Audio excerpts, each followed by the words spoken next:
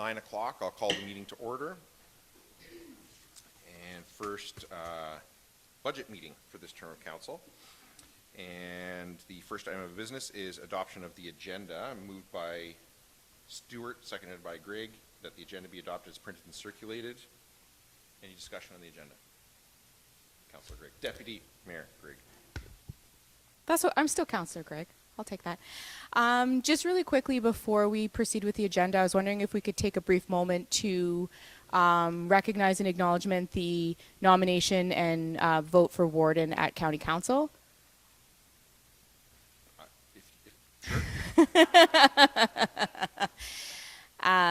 So maybe just also for the public, Mayor Ryan sits as chair at this council, and because he's mayor of Zorra Township, he then is our county council representative. And at the county level, their leadership, the title is called warden, and the warden is nominated and elected internally. And so at the first meeting that happened a couple week and a half ago now, our mayor, Marcus Ryan, who is the county councillor Ryan, was nominated and elected to warden, which is pretty significant, and I think phenomenal that the leadership that we get to experience here in Zorra is going to expand out countywide and have a positive impact on those county services that are delivered to all residents of Oxford County. And Councillor Paul Mitchell has done a little bit of research, as he does, and so he just wanted to give a brief couple of remarks in regards to this topic, if we can entertain him.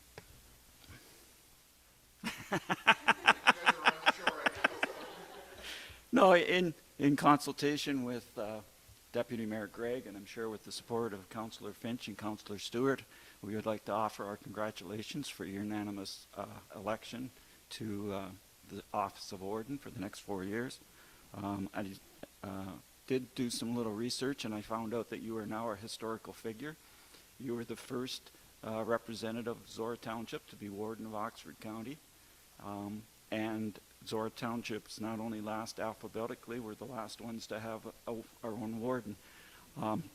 And the last pre-Zorra wardens from this area were Claire Mindler, who represented North Oxford in 1972, and Uniondale resident Hugh Monroe, who was the warden representing East Mysore in 1966. So it's a long time since we've had this type of leadership, and I would just want to say that I'm sure that you will bring the same energy, commitment, and leadership to County Council that you bring to this council, and the four of us would like to wish you all the best for the next 4 years.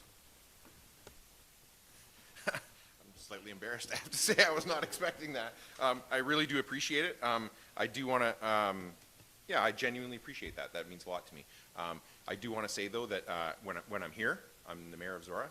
I was elected to 2 separate jobs on the same day, which is weird, but that's the reality of it, right? They're 2 separate jobs, 2 separate spheres of jurisdiction, and I spent a fair bit of time with the 4 of you before this, and with staff here, like in anticipating that this could possibly happen and preparing so that we could collectively continue to provide the leadership that Zorra Township needs to move forward the things that we want to move forward. So really appreciate that a lot. Thank you. Now, there is a motion on the floor.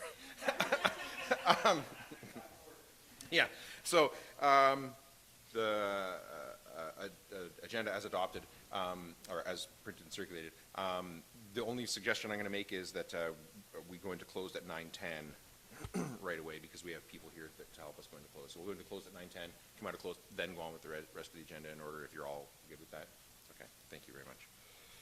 I'm going to be slightly flustered for a couple minutes now, so just to be clear, that's your fault. All those in favor? Opposed? That is carried.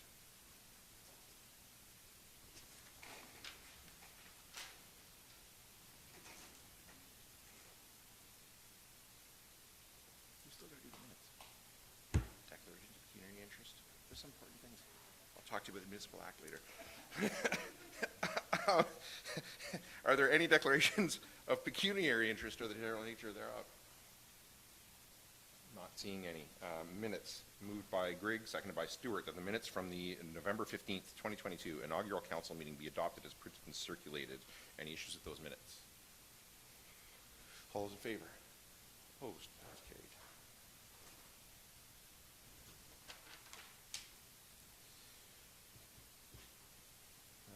Nobody signed up for public comment period, right? No public meetings, no delegations, so we might be able to sneak in a report. Oh, sorry, there's another set of minutes. Moved by Stewart. Moved by Stewart. I think it's going to be one of those days. So, enjoy or I'm sorry, as appropriate. Moved by Stewart, seconded by Grigg, that the minutes from the November 16th, 2022 council meeting be adopted as printed and circulated. Are there any issues with those minutes? All those in favor? Opposed? That's carried.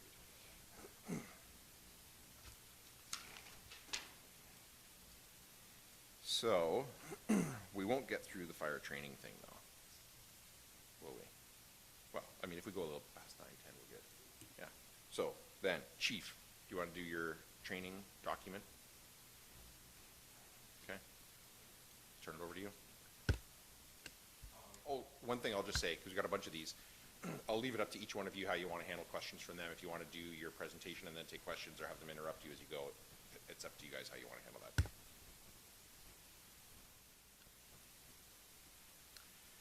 Morning. So this is just a brief introduction to the Protective Services Department. We have 62 firefighters, and I were considered a composite department, but truly a volunteer department. 62 firefighters that are voluntarily on call, paid to respond, and I'm the only full-time staff as chief. We have some administrative support, and then we also share into a part-time training officer shared amongst the 5 municipalities and a part-time fire prevention officer. So Protective Services truly encompasses policing, fire, and emergency management, as well as our EMS services at the county level and OPP.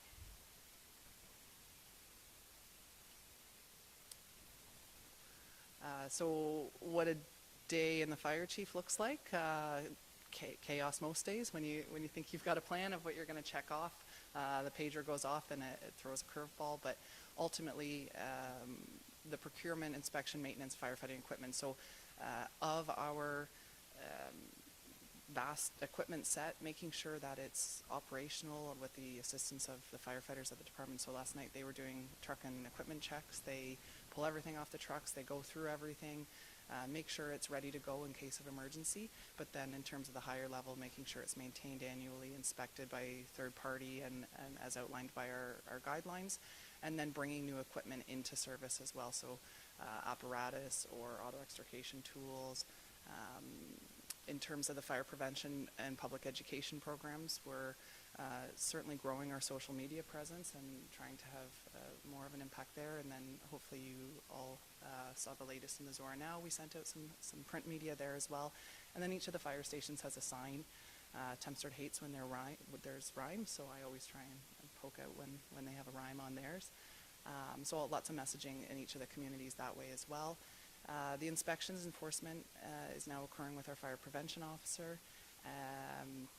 And then we're looking at ways to cost recover, so through ARIS agreements for motor vehicle accidents, as well as through Fire Marquee. And then the emergency management plan, we coordinate that and are compliant with that each year. I talked about the staffing a little bit, but there's 3 district chiefs and a district deputy chief at each of the stations, and they manage day-to-day operations at the station level and on scene.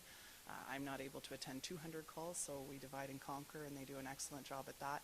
They do the incident records there, and then at the higher level at the township, we do the training records and those items that are coming in through us. And then we do the long-range planning. And then those are 3 station photos. The Embrose Station is located on the back of the town hall. The Uniondale Station is located at the corner of 19 and 96. And the Tempsford Station was built in 2016. And we're going to have to update our photos because we've had a few new apparatus. That tanker in Embrose actually Public Works, so we've got a few new apparatus that we've got to update as we phase some new stuff in. That's all I got. Questions from council on that? I mean, this is your chance to ask like really broad general questions too, because I mean, this is a pretty broad general presentation. So anything? Okay, all right. So then I'm going to suggest that at this point we will go into closed. Is Dawn available yet? Yeah, okay, good. Then moved by Finch, seconded by Mitchell, that council move into closed meeting session at 9:12 a.m. pursuant to section 239.2C, a proposed or pending acquisition or disposition of land by the municipality or board regarding unopened portion on Argyle Street and 46 Commissioner Street in Embro. All those in favor? Opposed? That is carried. And Maggie or Alicia, can you let us know when we're off video and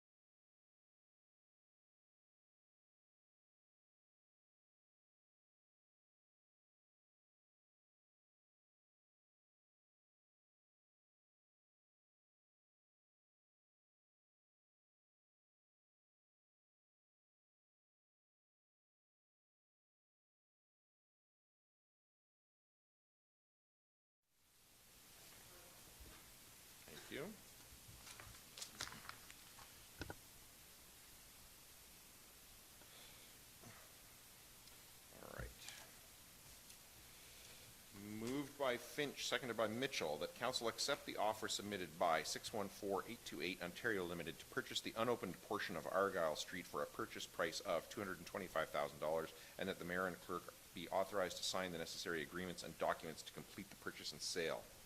Any discussion? Yeah, I think that's a fair price, and as our representative said, that there was not a whole lot of interest that would warrant us keeping it on the market, and so I think that we should go ahead with this sale. Anyone else? All those in favor? Opposed? That is carried. And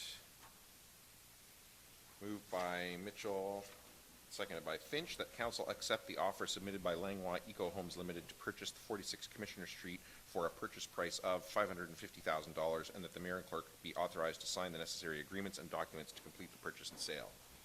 Any discussion? All those in favor? Opposed? That is carried. And we will then be back to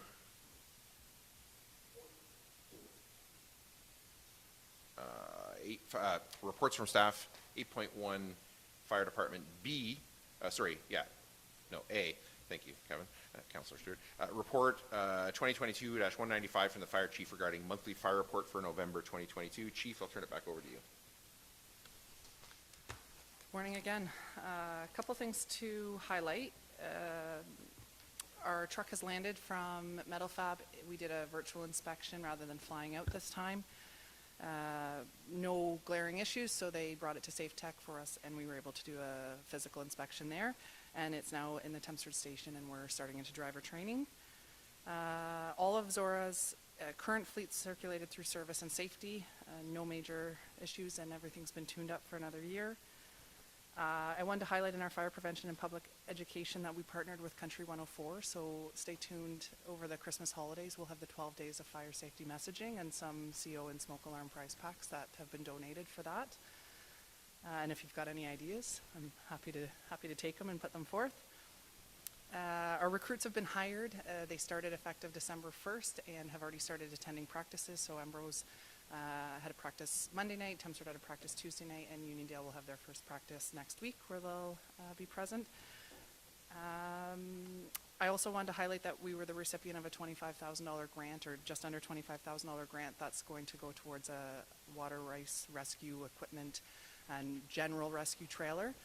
And that was from Firehouse Subs, and again, a lot of the hard work of our summer student who did that grant writing. So again and again, the funds that are coming in, she worked really hard on those things, and it's paid off. We hosted a recruit graduation. 43 recruits from across Oxford County attended that at the Embro Community Center, and it turned out really well. They were super happy with the facilities, and it was a great place to host. And our firefighter recognition night is officially rescheduled. I had in here January 6th, but we're going to move it to the 5th so that it doesn't conflict with an officer course. So a formal invitation to follow, but I did want to get it on everyone's radar. Thursday, January 5th will be our firefighter recognition evening.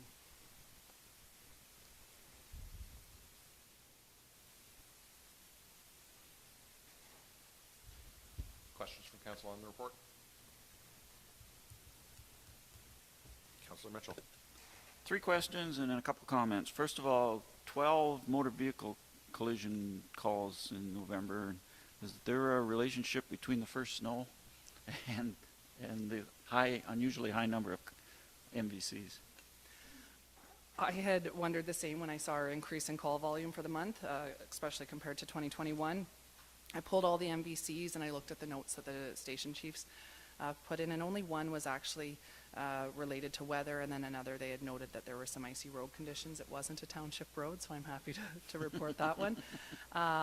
We're into hunting season. There was one that was a vehicle versus deer, and then some were actually medical emergencies that lined up with a motor vehicle collision. So I can't say it was a direct correlation. The other thing I do recall is thinking the mornings I woke up and went, oh, it's going to be a busy day, were the total opposite. Those were the days where everyone drove safe and there were no issues. So no, I don't think that's the case. Okay, thank you. Second question is, can you expand on what the rescue trailer that's going to be purchased through the grant, what it's going to be used for. So our ice water rescue team that's existed for several years has originally was hosted out of the Thamesford station. Members in the Uniondale station also due to their water bodies in that area. And then as the department amalgamated and as we had retirees and change and training and all sorts of things, it's actually opened up and we have members from all 3 stations on it. With that comes the issues of how do we effectively mobilize this team, where do we store equipment, how do we make sure equipment's being maintained. If we get called to a call, are we taking trucks out of service, how does that work? And that's where this idea of a trailer sort of came in. The other side of it is on training sessions. If we're out at a gravel pit or at a large body of water on a cold, windy winter day, to be able to rehab these firefighters and have a space for them to dress in their dry suits, to be able to dry off, to warm up before going back in the water, even for the family on a large scene. So not just a water ice rescue. If we're on a large scale fire and we need a shelter on scene, it's going to work as something like that. It wasn't something that was going to appear in our capital budget as a planned item, and I expressed to the firefighters that had really brought this forth. They said, let's look at other funding opportunities. They brought forth the grant. They did the work on designing a custom trailer, and Emma Martin assisted us with writing it up. And that's the goal. The goal is that it's not a single kind of closed-minded one thing, and it never comes out of the station. We're going to wrap it with fire safety messaging. We're going to logo it up, and the more this thing can be parked on scene, at training, move training props, like the more we can make use of it and get it out and seen, I think the better. So the goal is that it houses a lot of water equipment, but moves throughout the municipality regularly.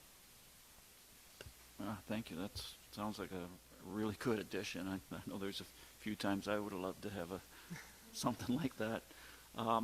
And my third question is the $5,000 grant.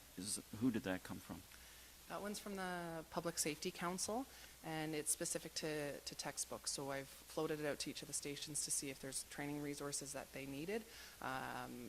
They're marketing kind of some DVD libraries and different things, so I want to make sure what we're purchasing is going to be maintained and used in each of the stations, whether it grows our library for Zorra, whether some of it grows our library for RIFSOC. All of our recruit books have been purchased through that fund, so it's funded those. But as we move into mandatory certification, Public Fire Safety Council has partnered with us to make sure we've got the resources to train.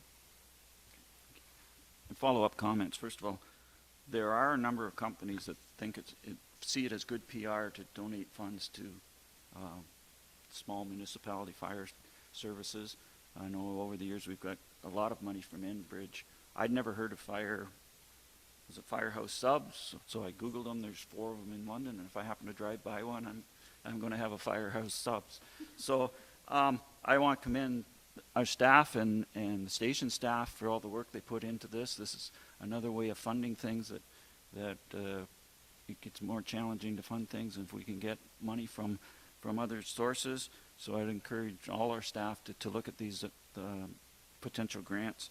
And as usual, I'm really happy to see you working with St. Mary's and Perth County with combined efforts there and learning from each other and what you can do. So thank you. Anyone else questions on this report? Councillor Finch. I just have one question. In the report, you have the extraction demo vehicle that you used your last one. How do you get more, and what process do you use to get more? So we've had some unique opportunities where people will often come to us and say, I'd like to donate my vehicle to the department. We have the opportunity that they fill out a vehicle donation form, they sign over their ownership to us, and we can provide a tax receipt for that process. When we're done, it goes for scrap. So if they were going to take it for scrap anyways, they're sometimes happy to see us do some training on it. I also reached out to a couple of our local auto manufacturers. So we received 4 vehicles from one of them. If you drove past the Thamesford station in the last year and saw them parked out there, they've asked that I don't share where they come from, but I think you would figure out where they came from, and they were not old vehicles. There was probably a couple $100,000 worth of what would be on the lot that were defective to them and good for us. So I will continue to reach out and access those vehicles, or even frames or different pieces of vehicles, so that we can continue to do the training.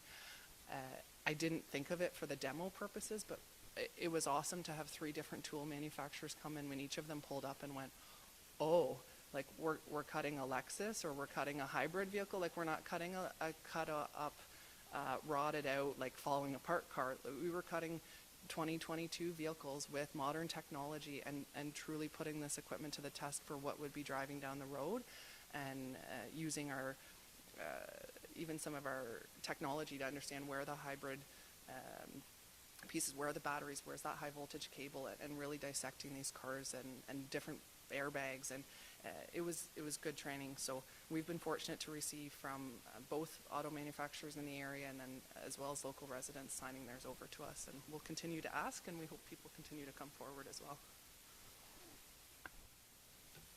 Very nice, thank you. And I just want to say, I love that you are in partnership with 104. That's a great way to engage with the community. So thank you.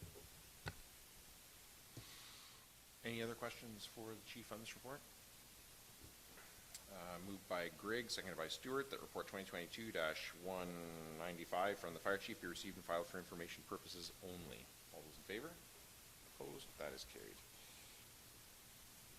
And we're going to skip to the planning one for Spencer, because he has another meeting to go to. So he's on his way, I assume. Okay. So we're going to jump down then to item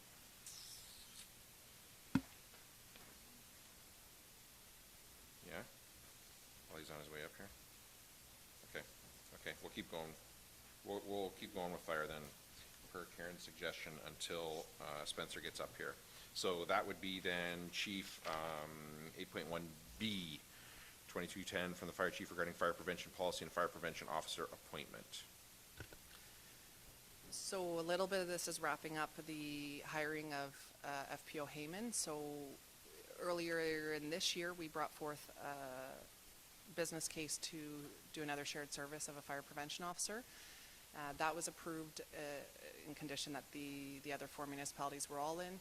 I kind of kept you up to date in the hiring, and he started, and I think many of you have had the opportunity to meet him, and he's doing a lot of great work on the municipality. I wanted to highlight the 3 lines of defense in the fire service. We so often focus on the emergency response side, and FPO Heyman really is the fire safety standards and enforcement. So he's inspecting all of our, right now, municipal buildings, and then this is going to change our establish and regulating bylaw so that he is able to do some of those routine inspections in some of our higher risk areas. In the event we end up with a high vulnerable occupancy, that one's mandated, but it gets us doing some of those other ones where we have large gatherings of people, and make sure that our people is as safe as can be within our community, and hopefully minimize our emergency response if we can prevent the emergency from happening. Questions from council on the report?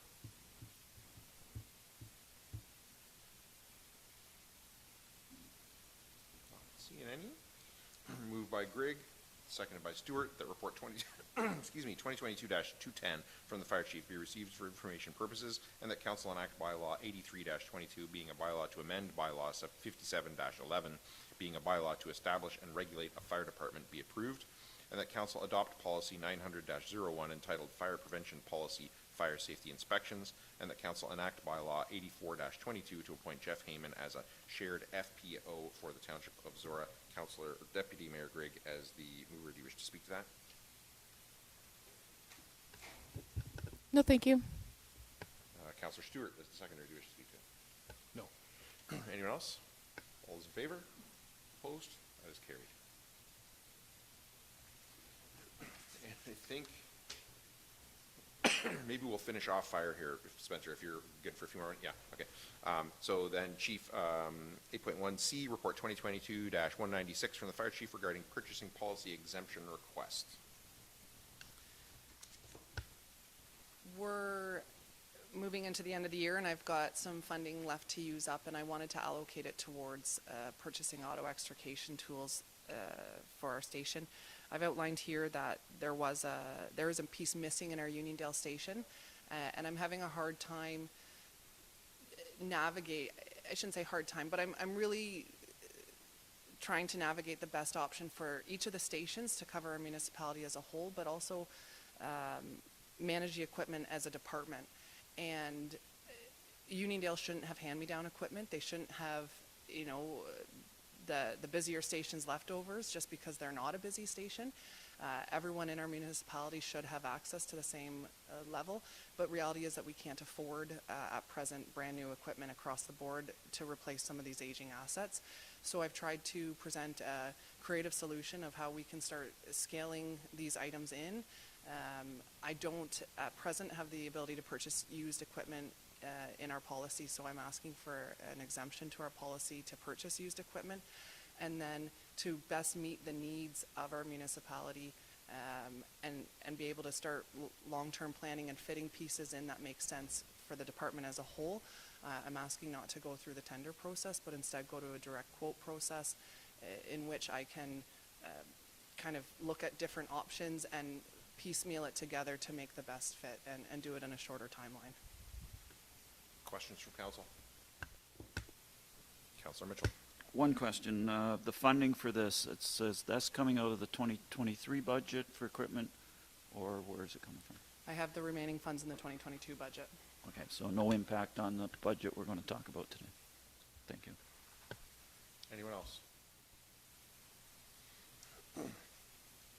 Moved by Stuart, seconded by Greg, that report 2022-196 from the fire chief be received for information purposes, and that council approve an exemption to purchasing policy 500-5 to allow for the purchase of auto extrication hydraulics in the 2022 capital budget through direct negotiation for both used and new equipment. Councillor Stewart, as the mover, do you wish to speak to that? Yeah, we went through a few questions with the chief earlier this week. She made the note there before that it doesn't make sense to get hand-me-downs out to somebody else. We have been making use of some equipment throughout the 2 or 3 stations, say in the Thamesford one, which is the most heavily used over the last, it's 20 years old, some of this equipment. So the other stuff that's going to be brought into Uniondale while being used is put together with some new equipment, so it's not necessarily seen as hand-me-downs. And I think this solution option 3 here is putting forth where most heavily used equipment is going to be and putting it in the right place, but keeping everybody at the same level in terms of capabilities. Deputy Mayor Greg is the seconder. Do you want to speak to him? Yeah, I just wanted to thank you for this report. Not only because it shows the amount of thought that you put into this, and also your outside the box thinking in terms of dealing with solving a problem and making use of the capital funds that were available. But also the detail in your report to sort of involve us in having that level of depth and the insight into what the process was that you went through. Anytime that we're deviating from, like, I love our policies, I love the structure and the framework, I love knowing what to expect, and I love, you know, the more we can align with those, the more consistent and standardized service level we're providing to our residents. But this is absolutely a case where deviating from that is the best option, and I just wanted to commend you for thinking of this, but then also just the detail in keeping us as informed as possible as to how you arrived at that position. So thank you. Councillor Mitchell. You looked my way. This is something that's near and dear to my heart, and has been for a long time. And just to add to what the Deputy Mayor just said, another excellent report. And the things I picked out of it were that all 3 stations need to be treated fairly, and as Kevin said, hand-me-downs create a morale problem, and that has happened in the past, and it has had an impact. She also pointed out that all calls are potentially have the same severity and require equal response capabilities. And although there is a significant difference between the stations on call volume, which impacts equipment usage and lifespan, and she recognized in the report that the current situation and new and long-term replacement of equipment needs new technology and needs new approaches. She identified the potential non-traditional options, and these are the type of staff initiatives that we need to address our upcoming funding issues to maintain services and control costs. And lastly, the visual at the bottom really showed exactly what you were proposing with the, even I could figure it out. So thank you. Anyone else? I think everything's been said. I'm not going to read that again. I'll just call a question. All those in favor? Opposed? That is carried. Thank you, Chief. And we're going to jump down now, as Spencer has another meeting to go to. Somehow has something else more important than being here. But I'm just, okay. We're going to jump down to 9, correspondence requiring direction. And there's 4 applications for consent there. And I have 4 separate motions for them. So we're going to go through these one by one.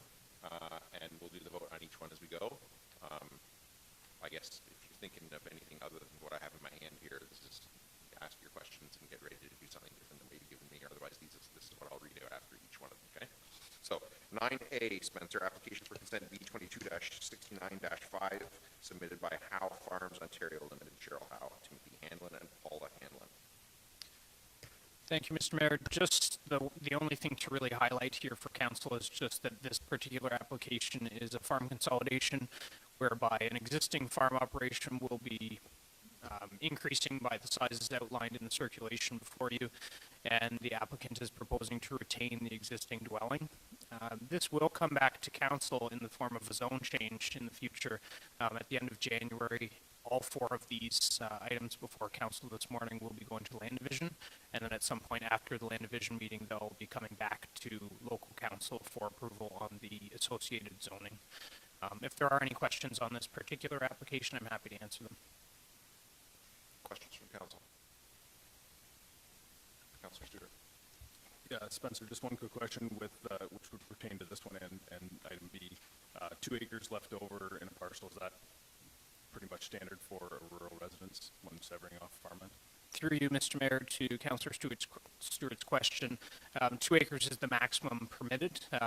The way the language is kind of worded suggests that it should be the maximum area to accommodate the dwelling, the well, the septic, the driveway, etc. The only deviations you have from that are sometimes due to natural constraints. Any other questions on this report? Then I have moved by Finch, seconded by Mitchell, that Zorra Township Council supports application for consent B22-69-5 submitted by Howe Farms, Ontario Limited, Cheryl Howe, pertaining to land described as Part Lot 9, Concession 1, Part 1 to 3, located on the south side of Road 68 between 31st Line and 27th Line, and municipally known as 683548 Road 68. Anybody wish to speak to that? All those in favor? Opposed? That is carried. And Spencer then, 9B, application for consent B22-70-4, submitted by Donald McKay and Brent Hartman, pertaining to lands described as, etc. Thank you, Mr. Mayor. Similar to the application council just looked at, this is an application that will result in farm consolidation. The applicant is proposing to retain 2 acres for the existing dwelling. The only difference with this is it's a smaller farm being merged with a larger farm in this case, whereas the other application, they were both sizable farm parcels. This is a smaller farm which will be adding a significant acreage to their existing farm. 104 acres they'll be adding to their existing 26-acre farm. Otherwise, very much the same case as with item A. Questions from council? Moved by Mitchell, seconded by Finch, that Zorra Township Council supports application for consent B22-70-4, submitted by Donald McKay and Brent Hartman, pertaining to lands described as West Park Lot 14, Concession 7, located on the east side of 43rd Line between Road 84 and Road 78, and municipally known as 435834 43rd Line, 435871 43rd Line. Anybody wish to speak to that? All those in favor? Opposed? That's carried.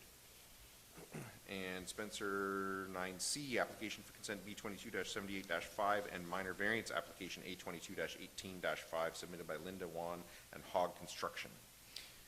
Thank you, Mr. Mayor. This application will result in creating an infill lot in the village of Temsford. Council will note that there's an associated variance with this consent, and council may be questioning why is the variance not coming locally.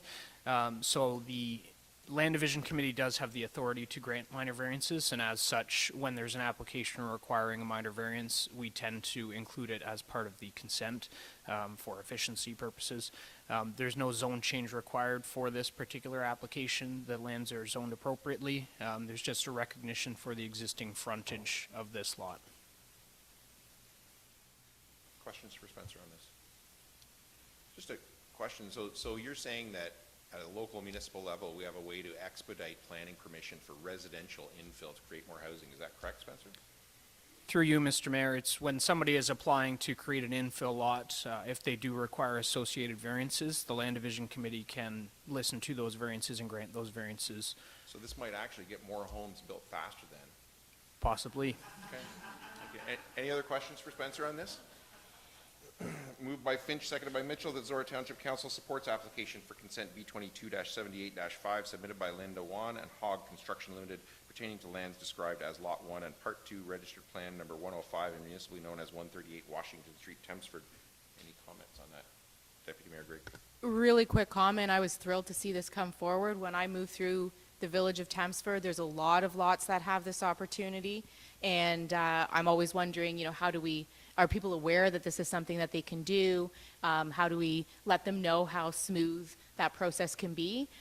So that's separate from this application, but it's great to see this. I think this is one of many opportunities for optimal infill in our service villages. Yeah, through you, Mr. Mayor. To that point, I think our local builders do a great job of reaching out to individuals who own these lots and suggesting, hey, did you know you're able to do this?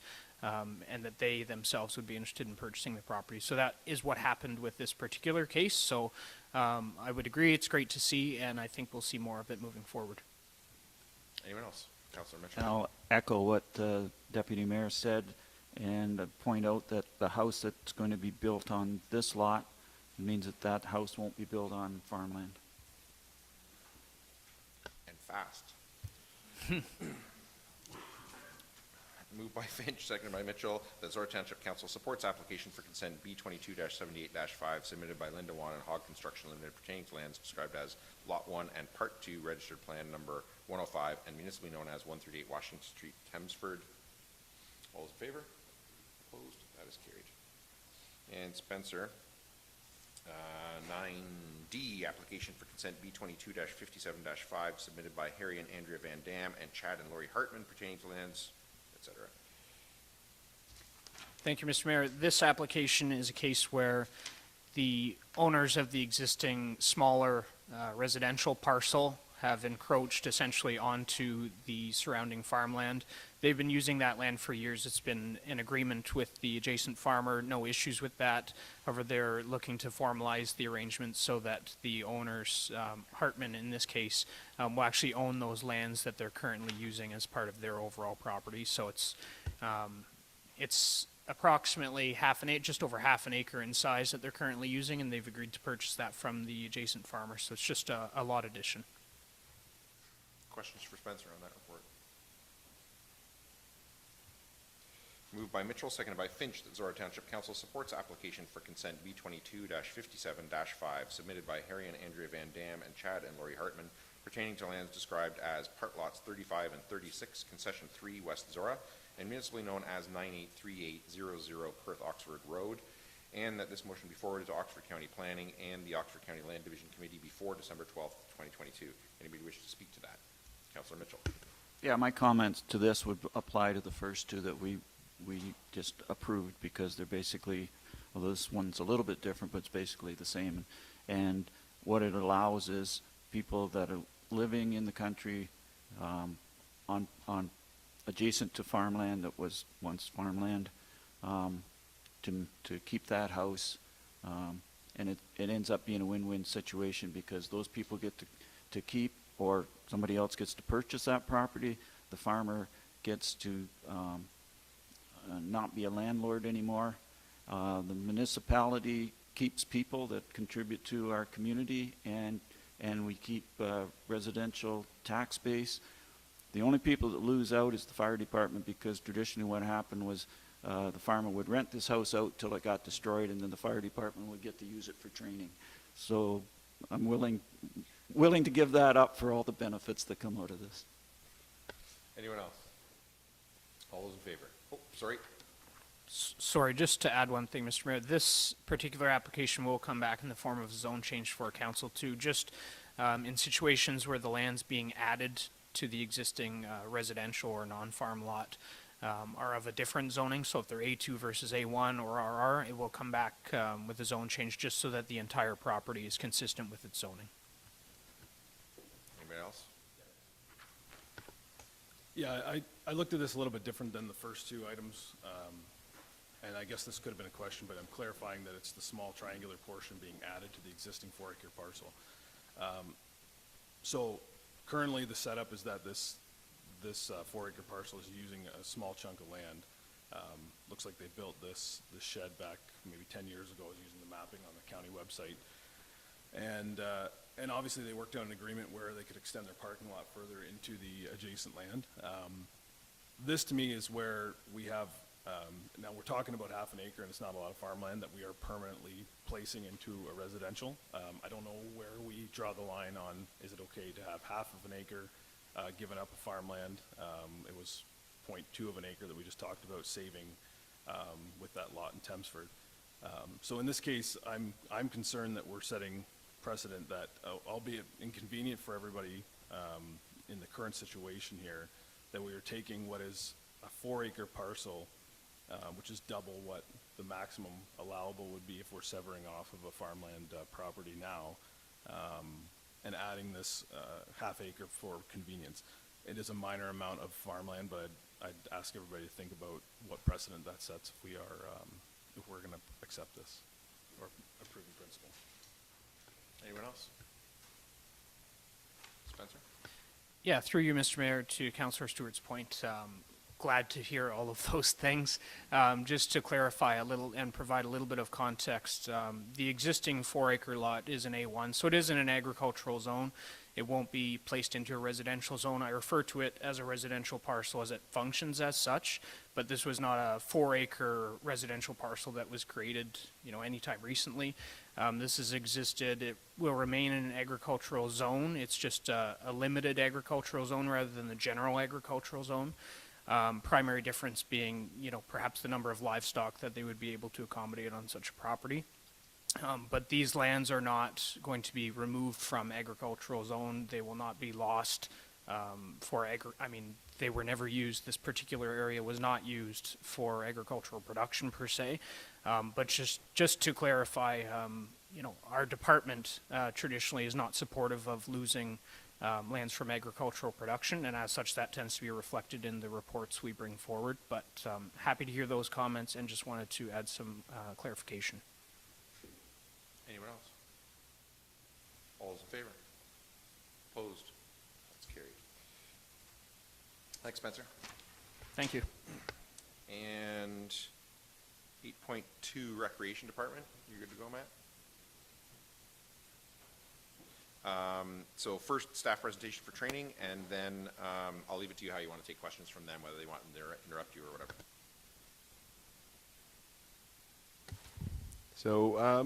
So we're the Recreation Facilities Department, and I just wanted to kind of highlight some of the items that we are responsible for here, because it does kind of list it in high level. But so when we think about those two community centers, that's both arenas and community centers together with multi-use rooms inside them.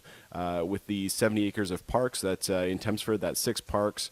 In Embro, that's 4 parks, and in Harrington, we have an additional park.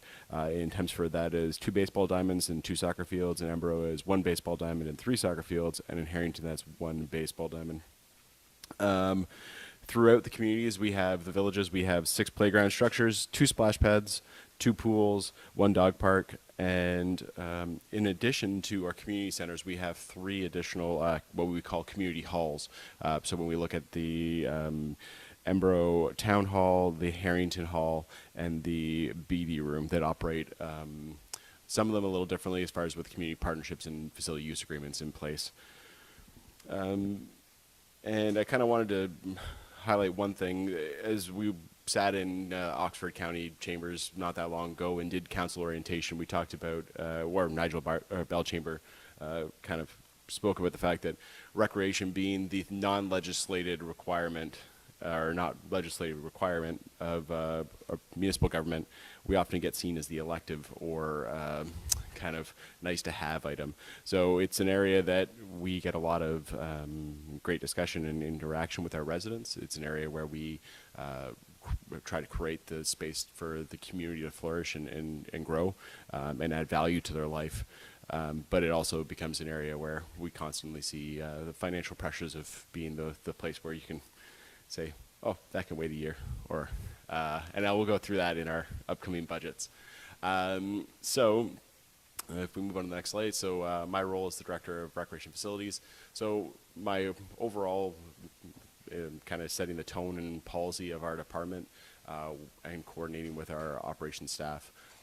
Jason and staff will get on to in a second, and basically kind of setting the policies and tone for them, making kind of the decisions day to day when we get those requests that aren't the usual, that don't follow a policy. How do we handle those? Where do they fit into our operations? And then we also have our Recreation, Arts, and Culture Master Plan. So I oversee the implementation of that. That was developed in 2018, developed in 2017, adopted in 2018 as a kind of a living document that was a guideline for approximately 10 years of what our Recreation and Facilities Department should be working on for our community. Steph, I don't know whether you want to stand up. So Steph's role, it's large and varied, and I wanted to kind of touch on a few things here. So she does plan and organize our recreation programs. So we have both drop-in programs that happen throughout the winter and summer months, whether it be skating, pickleball, or carpet bowling. We also have our shinny program in the winter. Come summer, we have both our pool programs, the pool itself, and then the associated lessons that goes with that, and the camp program. Steph handles all of our booking, is our primary contact for all booking requests that come in for halls and rentals. I would love to have a stat on the number of emails we receive annually for booking requests. I know it's very high. I would guess it's over 1,000. But she becomes that primary person for that. Something mentioned on here is the administrative and financial support. So our department is somewhat unique in the fact that we receive the funds directly into our department for all of our bookings, and then work with the finance department to kind of reconcile those books on the back end. So we do receive a lot of funds. We're taking payment for bookings at the facilities themselves or through phone or email. And so that is, that financial support is a large item. The grants and purchasing support, so when it comes to our programs, staff does a lot of work to try and minimize the impact for our recreation programs.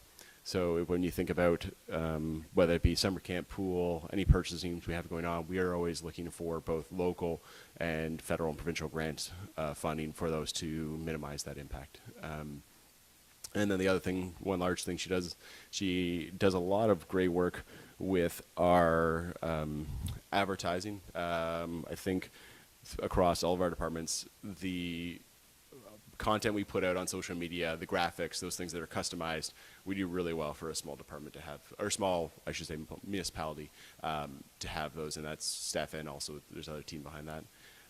One thing not listed on here that I wanted to note was that Steph has become also a bit of a shared resource in between other departments, in that she's working with a lot of our procurement. So whether another department is purchasing a truck, a large construction project, Steph is in the back end doing the kind of posting of the tender, working on the administration of when it closes, kind of opening those with those staff and ensuring that we have a workflow to those as well. I don't know do we want to pause at Steph this point and see if there's any questions from council for Steph? Okay. Anything you want to add? No? So we have our recreation facility supervisor. So Jason is responsible for day-to-day overseeing our operations staff. So he is creating their work checklist, following through with their scheduling, their payroll, and dealing with that directly for the staff. I just want to highlight the staff that we do have on the operations side. So we have 3 full-time operators that are with us year-round. We have 1 shared full-time operator that's shared in between Public Works during the summer months and to the arena and community centers with us in the winter. We have 4 part-time operators that work primarily weekend evenings at the arenas during the winter months, and to keep the facilities flowing nicely, to keep the nets moving, the dressing rooms clean when the staff are occupied with other things. We have 10 part-time attendants in between the 2 arenas that clean dressing rooms, sweep the lobby, take garbages and things, take care of garbages. And so all of these staff, Jason schedules and oversees their direct supervision of work. He also provides me great information so that we can look at our kind of the state of our facilities, so that we can look at planning and budgeting for future years, and then works with me depending upon the size of the capital project. There's certain capital projects that Jason will take on, and then a large one here is interacts with the public and resolve complaints. So as you can imagine, all of our departments receive a lot of requests for maintenance, and so in our case, Jason is often that person that receives that direct contact. Another thing I wanted to highlight with Jason, and there, if you notice the title of our department, recreation and facilities. So facilities, not just recreation facilities. We've continued to grow our work into other municipal facilities. So whether it be at the public works or fire stations, we're growing and conducting more work with regards to maintenance, and it's everything from IT cabling and electrical into preventative maintenance and cleaning. So Jason's overseeing that. So we have means for staff to contact our department. We create work lists and orders and work through that with the other departments.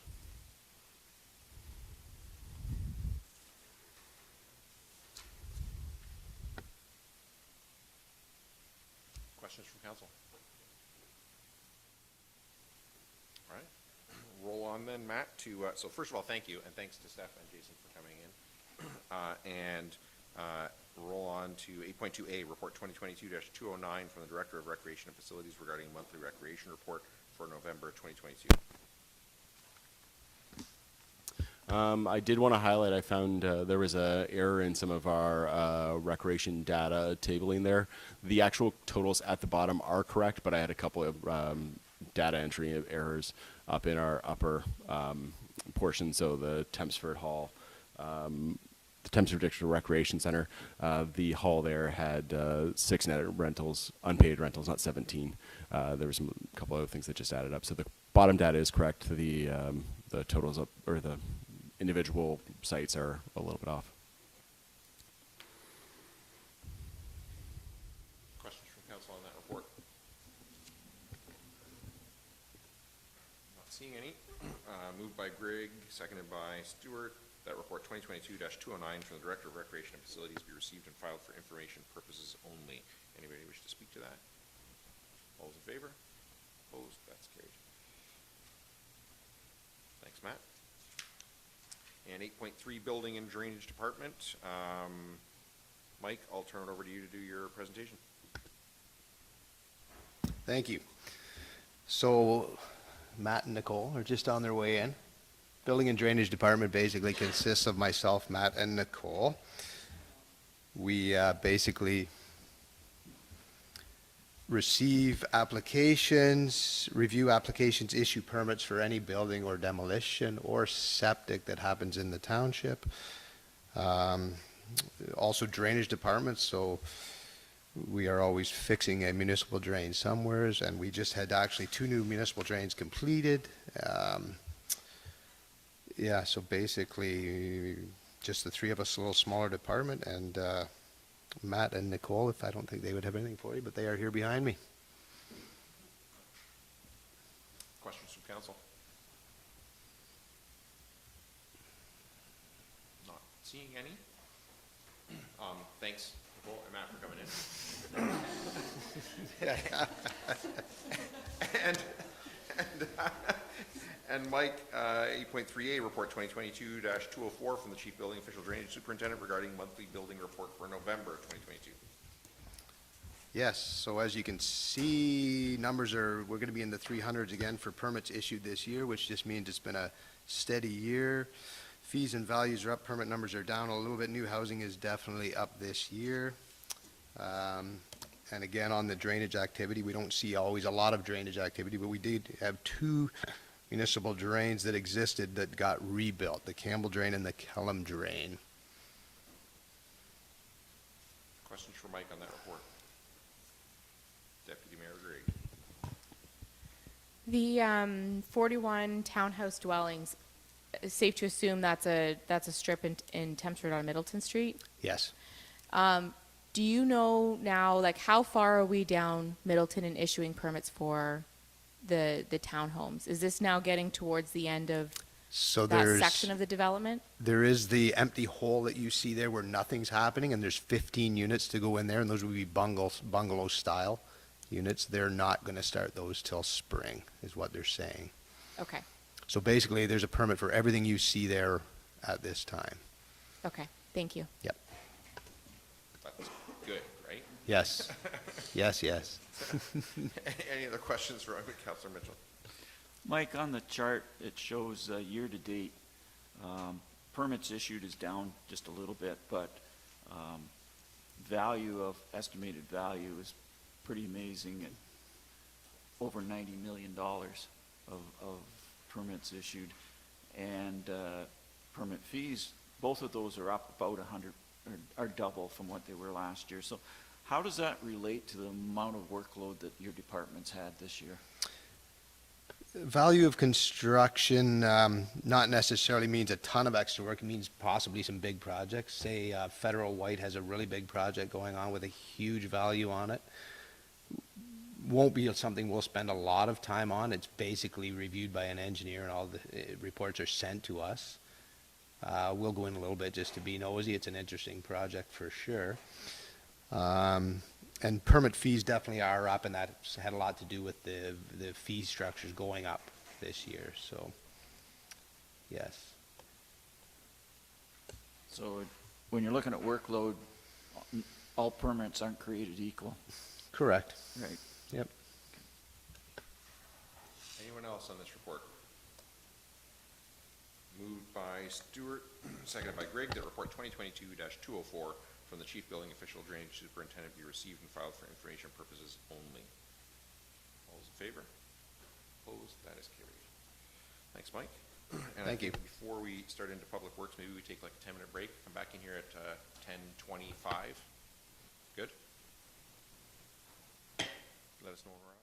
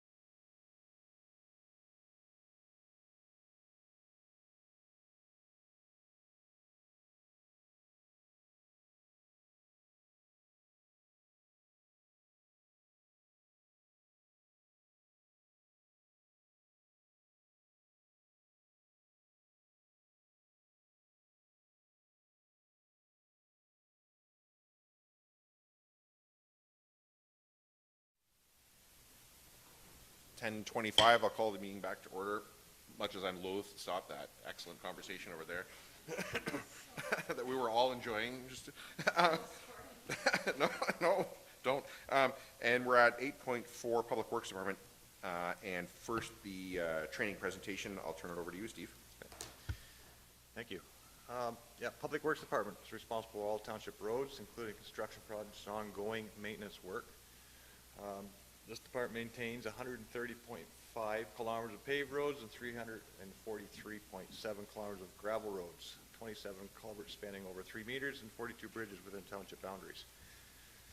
Maintenance of the roadways is an ongoing program which includes such as activities as not limited to grading, snow removal, salt and sanding, gravel resurfacing, dust layering, ditching, tree removal, grass cutting, sign and culvert installations and inspections, and debris pickup. The department's goal is to keep the township roadways in good repair and to ensure the safety of our residents and traveling public.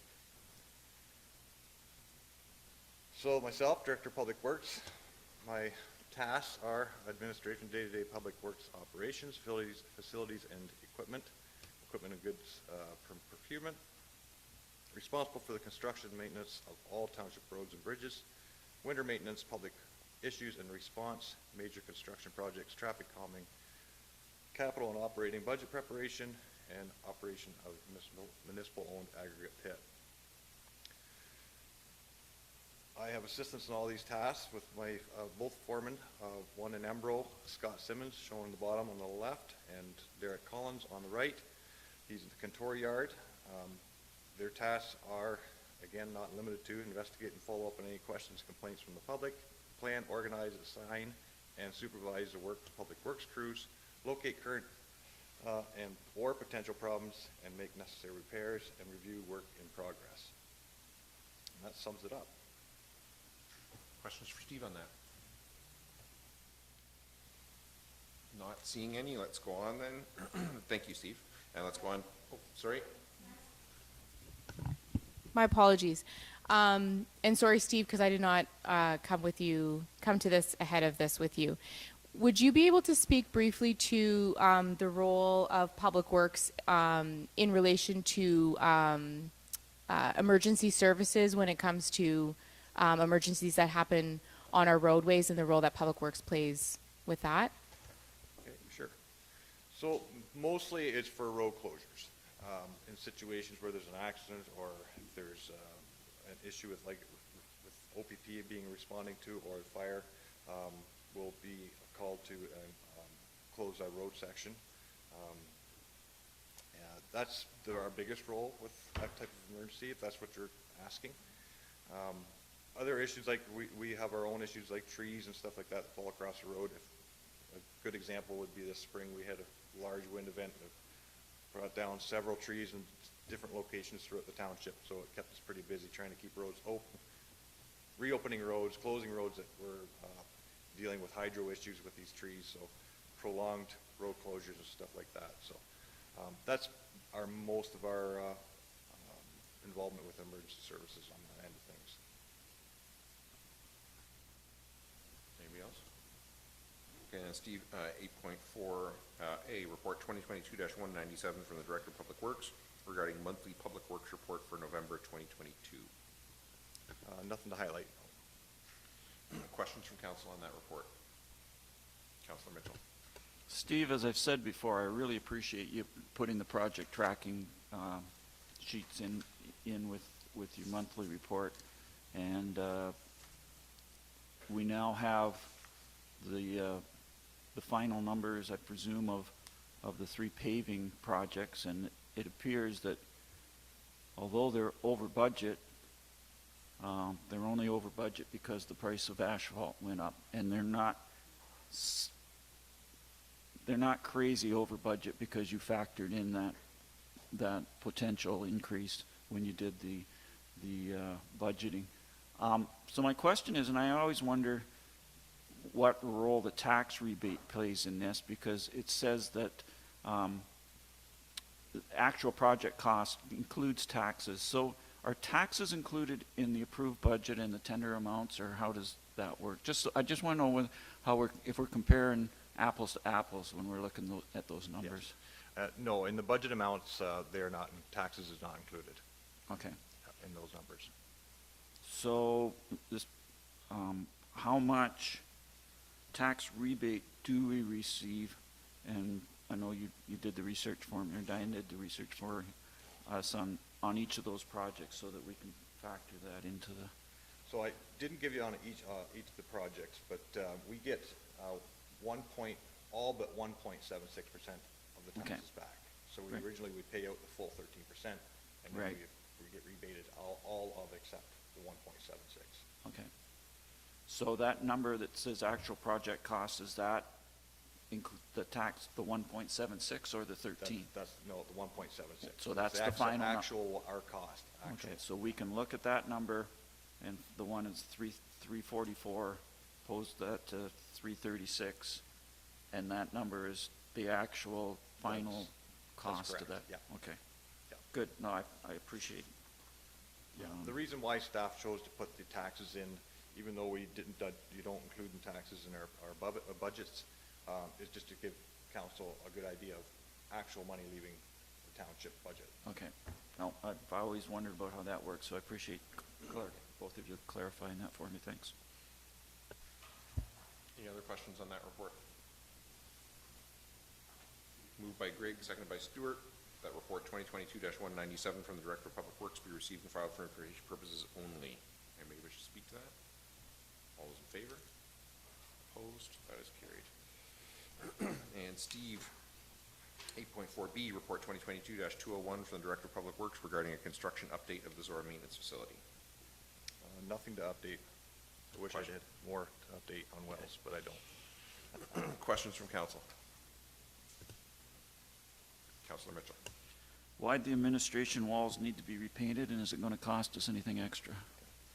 So when the drywall mudding was done, it still was no hydro in the building, so it was quite dark in the hallways, so they don't think the drywallers had a good visual up to, it was painted, and then there was a lot of deficiencies seen with the mudding part of it, so they've been repaired, and now they're gonna be repainted. There's gonna be no extra cost to us for that. That's good, thanks. Anyone else on this report? Deputy Mayor Gray. The geothermal well drilling. So in the report, it says that you were hoping to have some information to provide an update at this council meeting. So obviously with no update provided, you do not have any response yet in regard. I have got a response, yes. I haven't had a chance to review it yet. So, Okay, good. Okay, that was my question was going to be, when can we expect some form of update, so, yeah, okay. It was more to do with the credit amount that was back for the lesser wells and the amount that was not received back to the township. I did receive a breakdown. I'm still trying to make heads or tails of it, but I will be reporting on that for sure. Okay, thank you. Anyone else on this report? Councilor Stewart. Separate from the financial update on the well drilling, did they complete all their work? I think it says here that we did the 28th, November 28th, they'd be wrapping up their well drilling. Is it now all done? Unfortunately, no, it's not. They're working on the last hole right now, getting it down to bedrock, and then they're going to be starting with the third rig that's now on site to start drilling those down to the final depths. So I don't even have a completion date for you at this time. Anyone else on this report?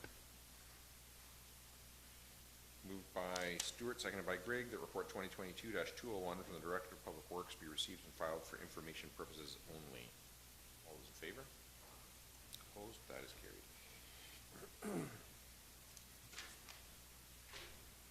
And Steve, again, 8.4C, report 2022-194 from the Director of Public Works regarding results and recommendation for one new 2023 Tandem combination plow truck tender 2022-21. No, nothing to update. Questions from council on that report? Councilor Mitchell. This truck's coming from Carrier, so I presume it's an international. If you had your options, which we don't, would you buy an international? No, we wouldn't. Unfortunately, this is why we tendered twice to try to get more bidders on this. We always like to see as many bidders as we can for good pricing and good options. We're just not seeing that right now. The dealerships, the preferred dealerships aren't getting the allocation of trucks. It's unfortunate. We haven't had a good track record with international trucks as to date, which is unfortunate, but we're kind of stuck right in this situation right now.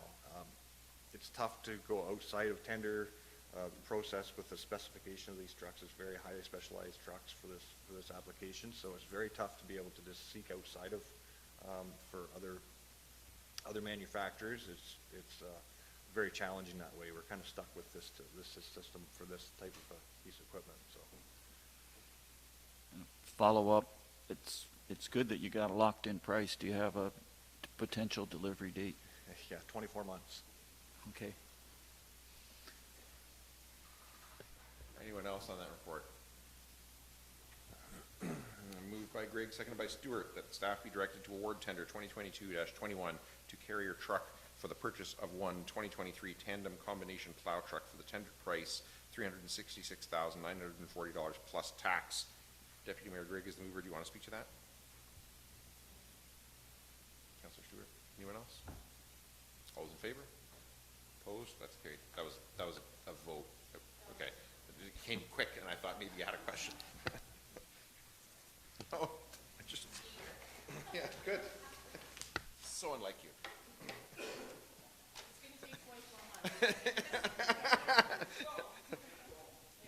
Thanks, Steve.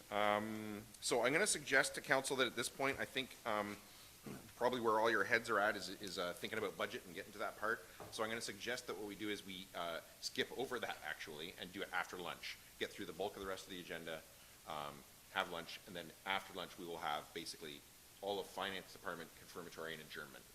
So nothing else on the table, if that seems reasonable to all of you.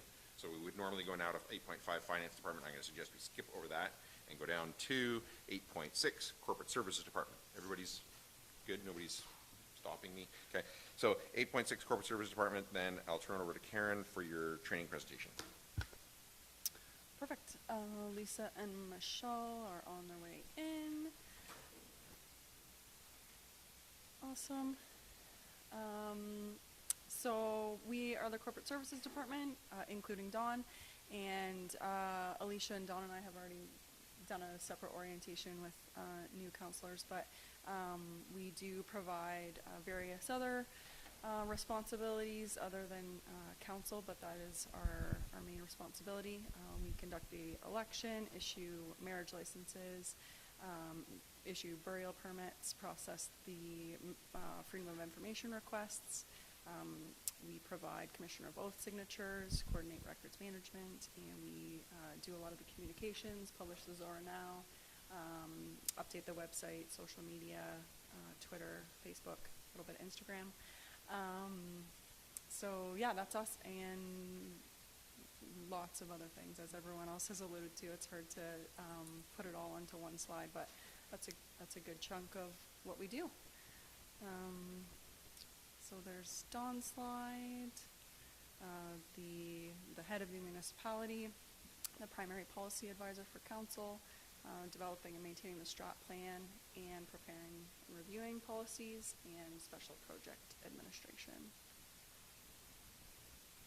And myself, council support, responsible for municipal elections, as I already stated, policies and procedures, planning and development coordination, mainly subdivisions, site plans, anything that kind of has the legal agreement side that the municipality is responsible for, and overseeing bylaw enforcement.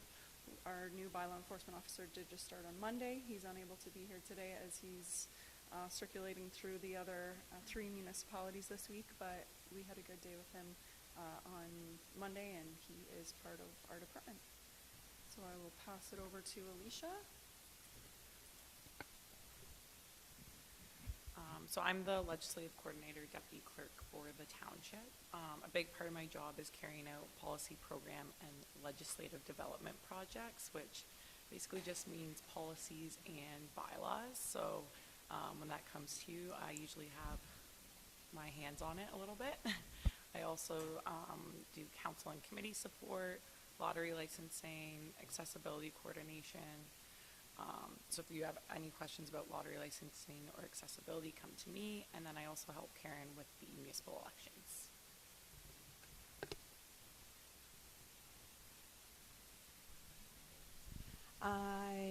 Tiefel. I'm responsible primarily for records management. I handle the vital statistics and administrative support to council. So if any of you need support, let me know. Dawn and Karen. And I handle most of the website and social media. Hi, my name's Michelle. I started newer, and I'm newer to the township. Started in June. I'm admin support for the fire department. I have a hand in doing the back end of locates as well as work in road use permits. I have a hand in vital statistics as well, issuing marriage licenses and burial permits. And customer service as well as my main role. I'm the customer service representative, and just being able to direct residents to the correct department when they call in.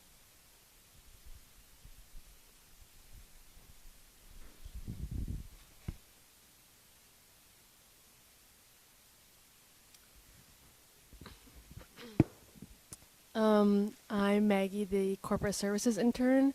I started summer of 2021, and while I'm in school, I'm just in on 1 day a week, usually Fridays.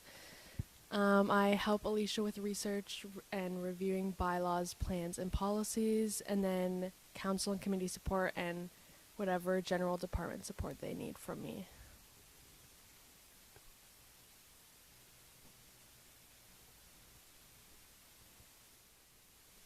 Dave, our bylaw enforcement officer that I already alluded to.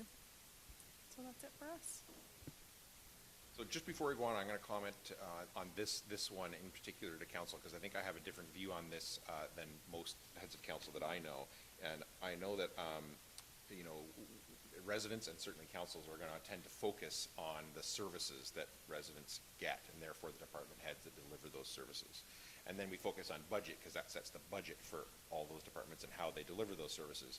But I want to point out for council, the only way we actually affect any of that stuff is through the meeting and the reports that we get and the agenda that we get, right? So if we want to change the service that Steve gives, we do that through a council meeting, through a report we get for him on an agenda and a bylaw that we pass or a resolution that we pass. Likewise with the budget. Diane prepares a budget with the whole SMT. They come and propose it to us, but the only way that council can actually touch that budget is through the agenda and the reports on the agenda, the motions that we put forward and the resolutions that we pass. So it's similar to how Dawn is the CAO and is our council's single only employee, and that's how we technically then reach out to the rest of the staff. Likewise with bylaws and actually changing township policy all goes through Corporate Services Department and Clerk's office, right? That's the only way we actually change that stuff is through that. So I say that because I see a lot of council struggle with, how do we actually change this stuff though? Like they quite rightly are concerned with service delivery or budgeting, and then sometimes get tripped up as to, so how do we actually make that change happen? So I just want to point out at this part that for council, as opposed to necessarily for residents, the way we change service delivery for any of the departments is through the clerk's office and corporate services and these agendas and the motions that are prepared here, right? So they prepare those motions for you. Once you sign them, they're yours, right? But all of the power that council exerts on services and budget is through, in reality, through the clerk's office and these meetings that we have. So just in terms of mechanisms for the five of us to actually get things done and change things, this is where that actually happens, right? You're not going to Steve to say, let's spend more money and pave that road, because he's going to be like, only when a majority of council says so. Oh, well, how does that happen? Then you're heading off to Alicia or Karen to say, I have a motion, right? So that's how we do this stuff. And so again, I just want to bring that up because I think I've seen a lot of councils, not here, that's where they've struggled. Individual councilors sometimes get frustrated with, I want to make a change. I think this is a good thing, and then how do I make it happen, right? So I just really encourage you as you go through this stuff and you see things where you think, I think there's an opportunity for change here, get into Alicia or Karen and say, here's what I want to do. How do I do that? Like, what's the mechanism? I mean, they're going to help you with that, whether they think it's a good idea or not.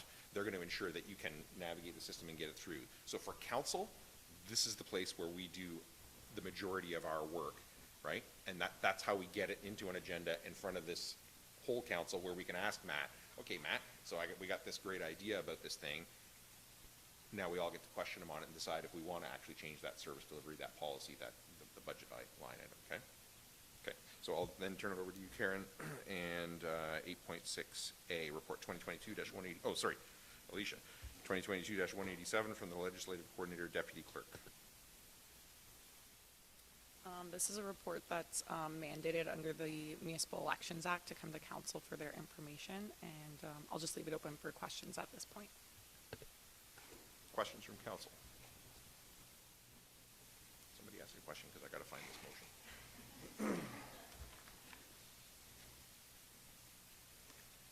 No one's going to help me out, okay. Then I have moved by Stewart, seconded by Grigg, that report 2022-187 from the Legislative Coordinator Deputy Clerk be received and filed for information purposes only. Any questions? Anybody comments on that, sorry? All those in favor? Opposed? That is carried.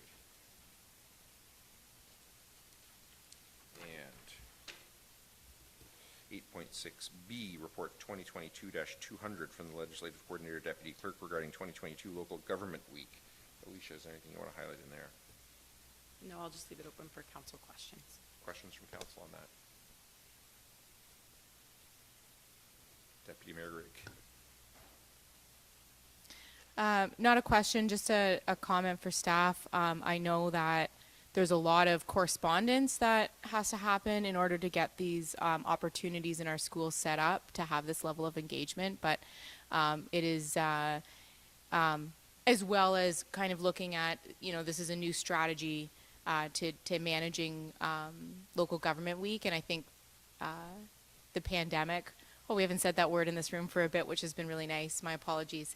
The pandemic sort of forced a bit of a pivot where it was like, we couldn't go into the schools for a bit, and now, that we're re-entering, what's the most effective way to engage those kids? So great to see new ideas coming forward. I know it's a lot of effort to get us in there, but it's probably my most favorite,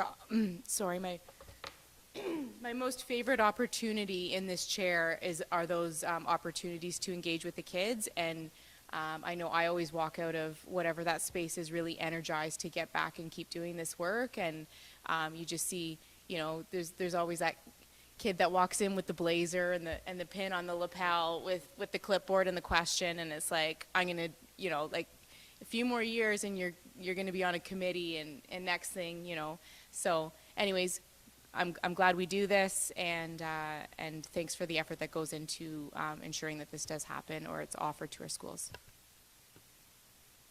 Anyone else? Councillor Finch. I love that this program happens. Can I ask, how long have we been doing this in schools? Do you have? Since I've been here, I don't know if, so 12 years, I'm not sure, I can't speak for Don if he did it prior to that, but yeah, we've been, doing it for a while now, in different forms. Yeah. Yeah. My daughter was a part of this a few years ago, and it was really interesting to have her come home that evening and have a dialogue at the dinner table, and so I think it's really important that we keep doing this.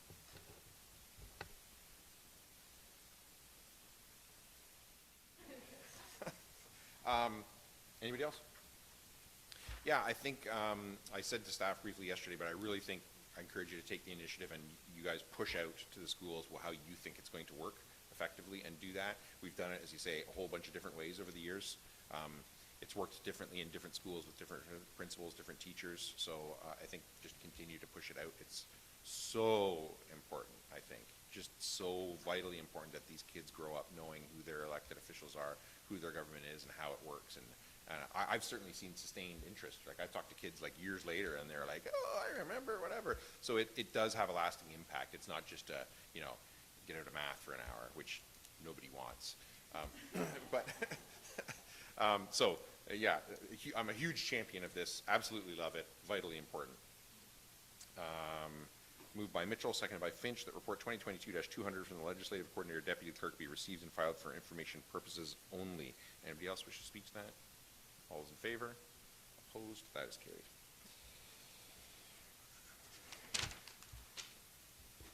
items. So I think correspondence requiring direction.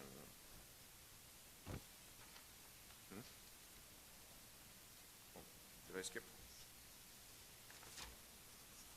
Yeah, I did, right? Yeah. Yeah, thank you. I did, but I forgot to cross the note. Thank you. Okay, so actually, first, boards and committees. 10A, Upper Thames River Conservation Authority Board update from Board Member Mitchell. Paul. Upper Thames Board met on November 22nd, again by Zoom. First item was the updated our fee schedule. We will be implementing new fees as of December 31st because of January the 1st, the province is freezing all conservation area fees.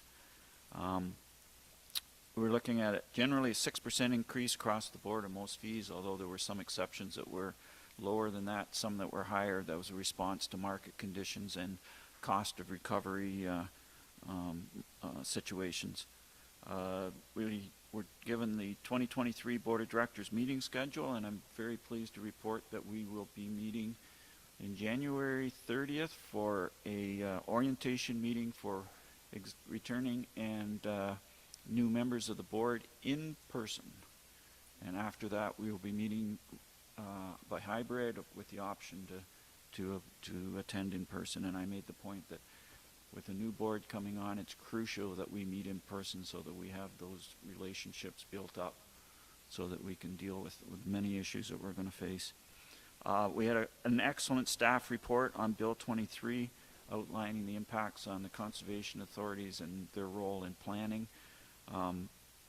And there was a letter included in the agenda which the board asked to be made a stronger language to Doug Ford with our concerns about and recommendations of how Bill 23 could be changed to not have negative impacts.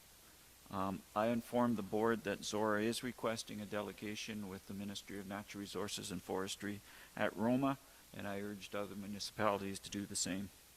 We looked at our draft budget, total expenses of $19.5 million, and the budget as proposed is at a $633,000 deficit, but that includes depreciation.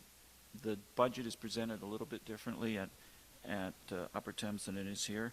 The depreciation is about $1.2 million, so when you take the depreciation out, the budget actually has a cash surplus of $536,000.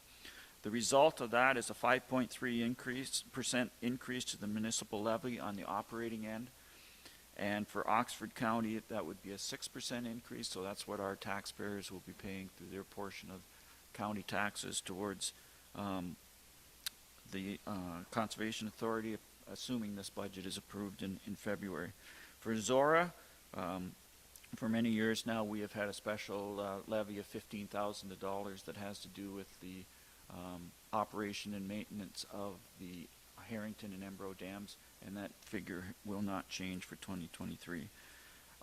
One of the components of the budget was that staff voluntarily are taking a 3% increase in staff wages, which is below cost of living, but we did recognize that that is a very short-term fix, and in long-term it's not sustainable if we want to maintain, similar to our discussion at this council, if we want to maintain the best and the brightest, we can't do that on a long-term basis.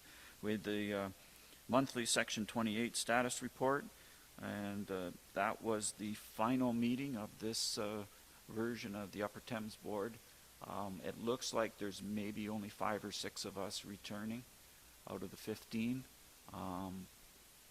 London has already reappointed Anna Hopkins, but they've also appointed 2 rookie council members, and St. Mary's, I know, has appointed their deputy mayor to sit on the board, so it will be interesting to see if there's more of a political bent to the next board than there has been in the past with a number of citizen appointees. So I'm looking forward to the new year and meeting in person and meeting the new members of the board, and I will be putting my name forward for one of the committee positions.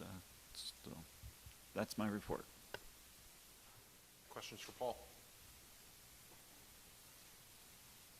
Not seeing any. Moved by Finch, seconded by Mitchell, that item 10A be received for information purposes only. All those in favor? Opposed? That's carried. And information items. So I have something here, before I read it out, to receive and file A through H. Is there anything different that anybody wants to do with that before I read that out? Maybe to pull any of those out separately, do anything differently with them? I'll let you think about that for a minute. Any questions for staff on any of 11A through H? Councillor Stewart. Yeah, just a question about 11E, the Oxford County resolution. I just wanted to make sure that there's a direction here that Oxford County Council asks their staff. Is that automatically asking the township staff as well to prepare?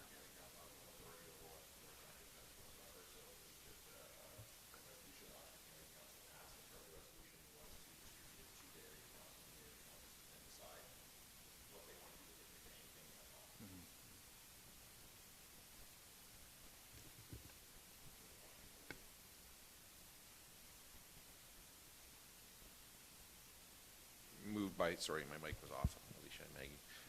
Moved by Finch, seconded by Mitchell, that items 11A through H be received and filed for information purposes only. Anybody wish to speak to that? All those in favor? Opposed? That is carried. And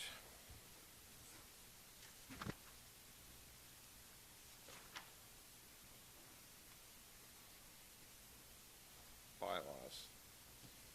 So we're going in a slightly weird order here. Just want to make sure we're good still? Okay. Bylaws.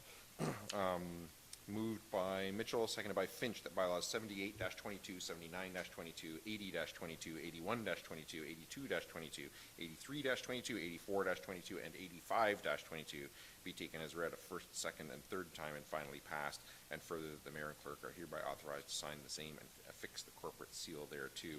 Any discussion? All in favor? Opposed? That is carried.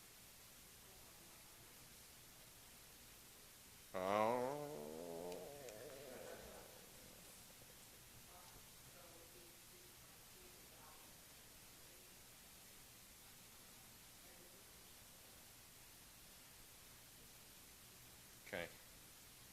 Okay, hold on a second then.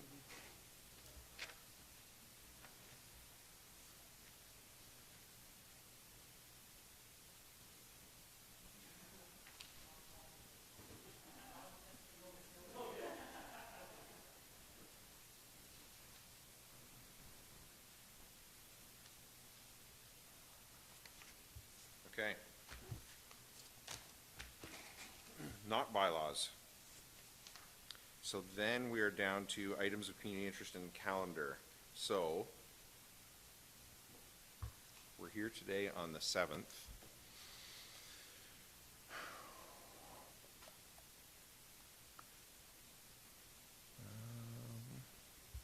What do I see? Tempsford Fire Station's having a food drive on Saturday morning. 10 a.m. till what, 1 or something, noon? 10 till noon? That's what I have in my calendar here anyway. Okay. Yeah, thank you. Ember Legion brunch on Sunday morning, I think. Crystal, do you know? Yeah.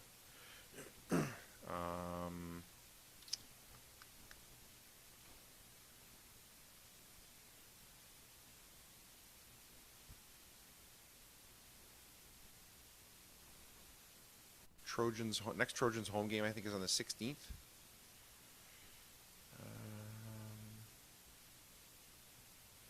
And then not back here on the, so normally we would be back here on, oh yeah, we're back here on the 21st, but we're not, right? We are back on the 21st, sorry. Starting at 4, right, okay, I knew there was something there. And then, so that's second budget on the 21st, so that'll be operational or operational and whole thing? Summary of the whole. Oh, of the whole. Okay, thank you. And then that's it really until the new year. Anybody got anything else that I missed? Alicia? Thursday, December the 15th at the Harrington Mill will be the Victorian Christmas Carolers leading carol singing from 4 to 5:30, and there'll be late refreshments served. Okay. The 15th. All right.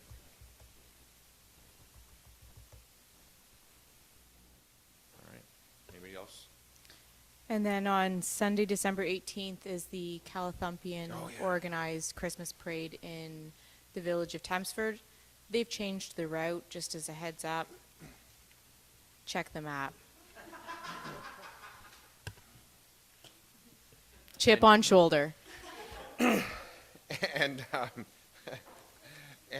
and you're going in that. Yes. Do we have, is fire department also going in that? So I'll coordinate with you afterwards. If I'm on myself, I'm not on myself. in it, so. If I'm by myself, I might just walk with fire. Pardon? Perfect. Perfect. Yeah, I mean, what I usually do and what Crystal didn't, and what Crystal and I did in Embro is walk behind the fire truck. I can't remember which one it is, but one of them has the big step at the back, and you can just put your bag there and refill from there. It works well, and everybody likes a fire truck. So. Yeah.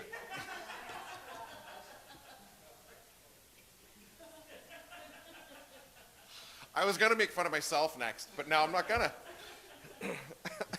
Anybody else have anything, Alicia? The first meeting of the Cultural Mapping Task Force is next Tuesday, the 13th. And where and when?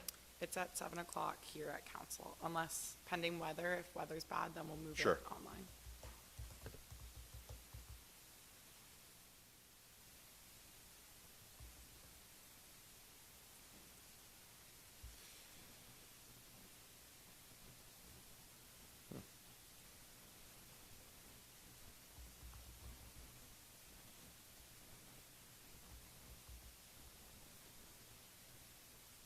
Okay.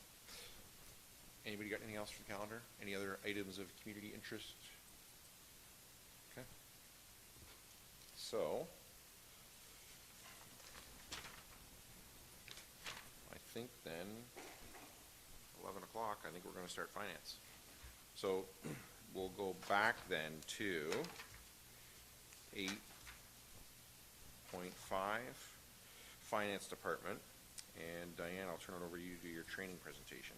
And I'll go, I think we'll go, I guess we'll go until lunch comes. And then we'll break and do like the part of the finance department that everybody's really worked up about, hopefully, after lunch. But I guess we'll see how we go, okay? All right, over to you.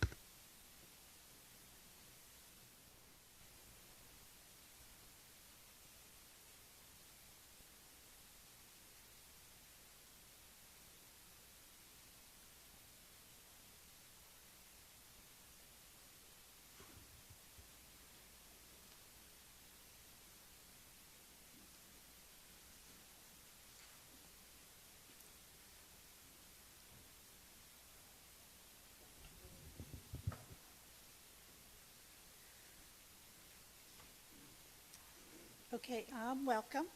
The Finance Department looks after all the financial components for the municipality.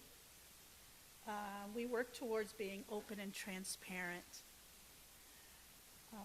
The staff work well with all departments internally and with external partners. And we look after the receipting of the tax bills, budget, payroll, the audit as some examples. And as I introduce you to the members of staff, they'll be able to elaborate a little bit more on the jobs that they're doing, the duties. This year has seen a lot of changes within the finance staff due to retirements, and has provided us for opportunities for procedural reviews and promote efficiencies within the department. And so I personally would like to thank my staff for their patience as we maneuver through these changes, because some days I can be quite challenging at times, I believe. Okay, so right now I look after the overall annual budget and work with the various members of the team to bring forward this budget for council to consider. We also look after asset management and all the assets for the municipality. We are responsible for the annual audit and the financial statements. And I also look after the investments and funding opportunities that the municipality has. Okay? That's just a very brief overview. There's a lot more detail, but that gives you an idea of what we do. So our next position is our tax collector, deputy treasurer, and that's Linda Thornton. And she has joined us this year, starting at the 1st of June, who replaced Kelly Hall, who has been with the township for over 30 years. Linda, do you want to speak to some of the things? Oop. Jen.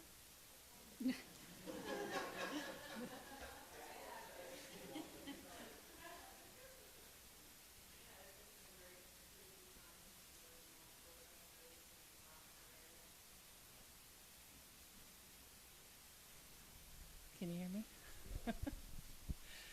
So yeah, a very busy time for me. Mostly I've just been nose down and at my desk there, trying to get a really good grasp on everything that we do related to tax collection. There's some drainage billing, health and safety, which has also been a bit of an eye-opener with some, policy updates that are needed and that sort of thing. But yeah, I'm really enjoying my role and hope to be here not as long as Kelly, but for many years. See, finance does laugh.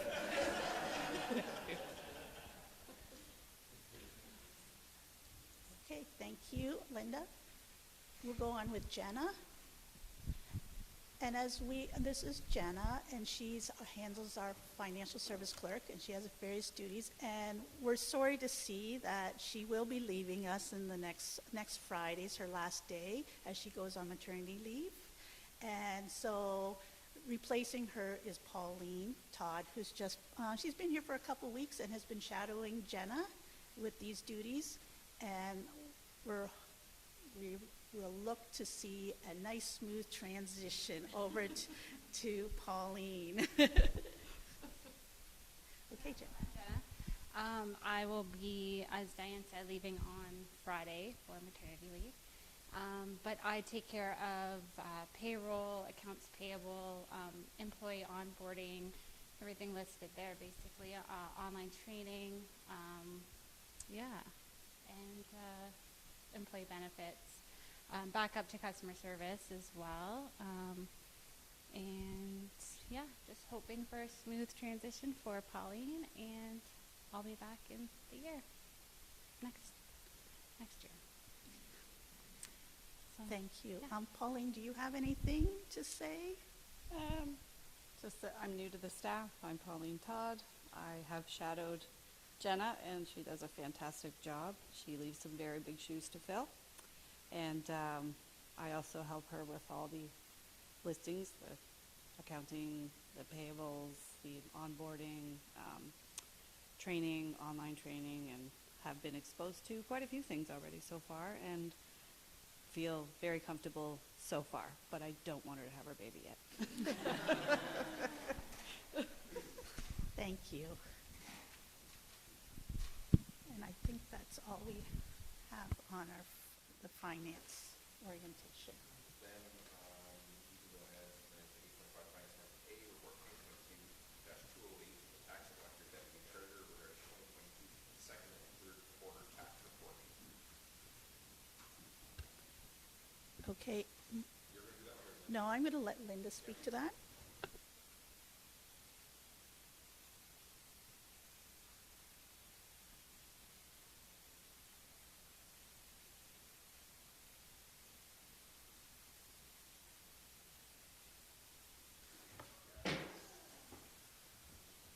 Okay, so I tackled a second and third quarter report.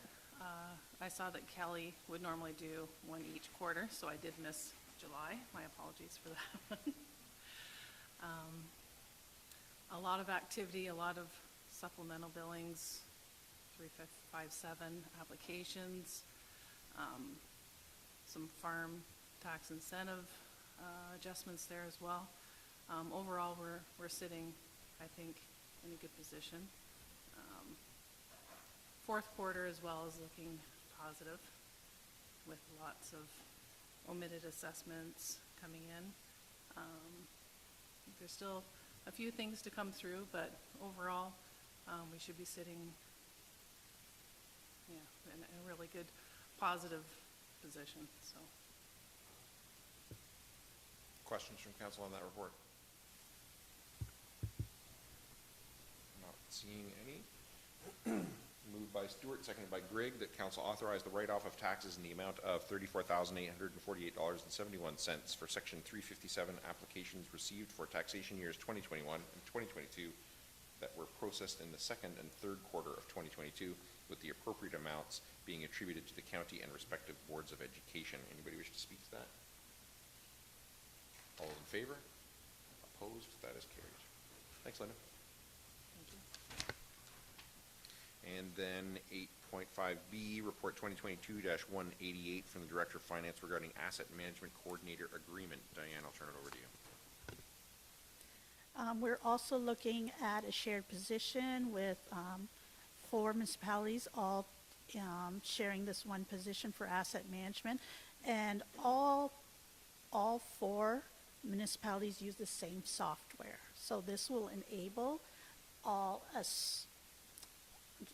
standard, we're looking at guidelines, standards, just the standards right across the board for all municipalities.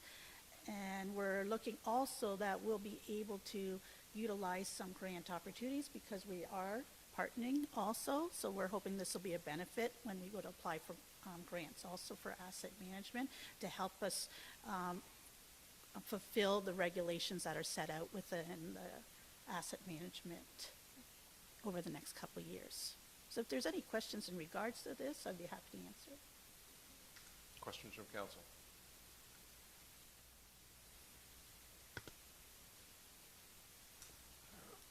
Moved by Grigg, seconded by Stewart, that Report 2022-188 entitled Asset Management Coordinator Shared Position be received for information, and that council direct staff to include the costs for a shared service asset management coordinator position in the draft 2023 operating budget, and that council approve bylaw 82-22 to authorize the execution of a shared service asset management coordinator agreement with the municipalities of Norwich, Blandford Glenham, and Southwest Oxford as proposed. Deputy Mayor Grigg is the mover. Do you want to speak to that? Councillor Stewart is the seconder. Anybody else? Councillor Mitchell. Yeah, one of my line in the sand coming into this budget was no new staff, but I'm going to make an exception here because I think the financial implications of having somebody focus on this far outweighs the $26,000 investment that it will cost us. And I think there's going to be a significant benefit to having somebody working who has an eye on all 4 municipalities. There's going to be reduced duplication of work. There may, to have everybody on the same page using the same software, I think would be a huge benefit to this whole asset management plan. And the other thing I liked about it was that it's not a forever job, that it's scheduled to terminate January 1st, 26, with the proviso that if there's more work to be done, then that person would be kept on. But it's based on the schedule that the government has to get this asset management plan into place. So all in all, the only thing I would point out is that I'll nitpick on item 10 of the agreement. We need to change queen to king just to be up to date. But other than that, I'm full support of hiring this position. I think it's just vital that we have somebody doing this type of work and at a minimal cost to the township. Anybody else? I'll read it again and call the question. Moved by Grigg, seconded by Stewart, that Report 2022-188 entitled Asset Management Coordinator Shared Position be received for information, and that council direct staff to include the costs for a shared service asset management coordinator position in the draft 2023 operating budget, and that council approve bylaw 82-22 to authorize the execution of a shared service asset management coordinator agreement with the municipalities of Norwich, Blandford, Blenheim, and Southwest Oxford as proposed. All those in favor? Opposed? That is carried. And 8.5C, report 2022-202 from the Director of Finance regarding the calculation of the final tax rate. Diane. As we begin a new budget year, I thought it would be fitting for us to have just a general concept of how the tax rate is set. So as you go through the various discussions, it may help to be a clearer picture on how we set that. So this is just a simplified report on how that tax rate is established for information.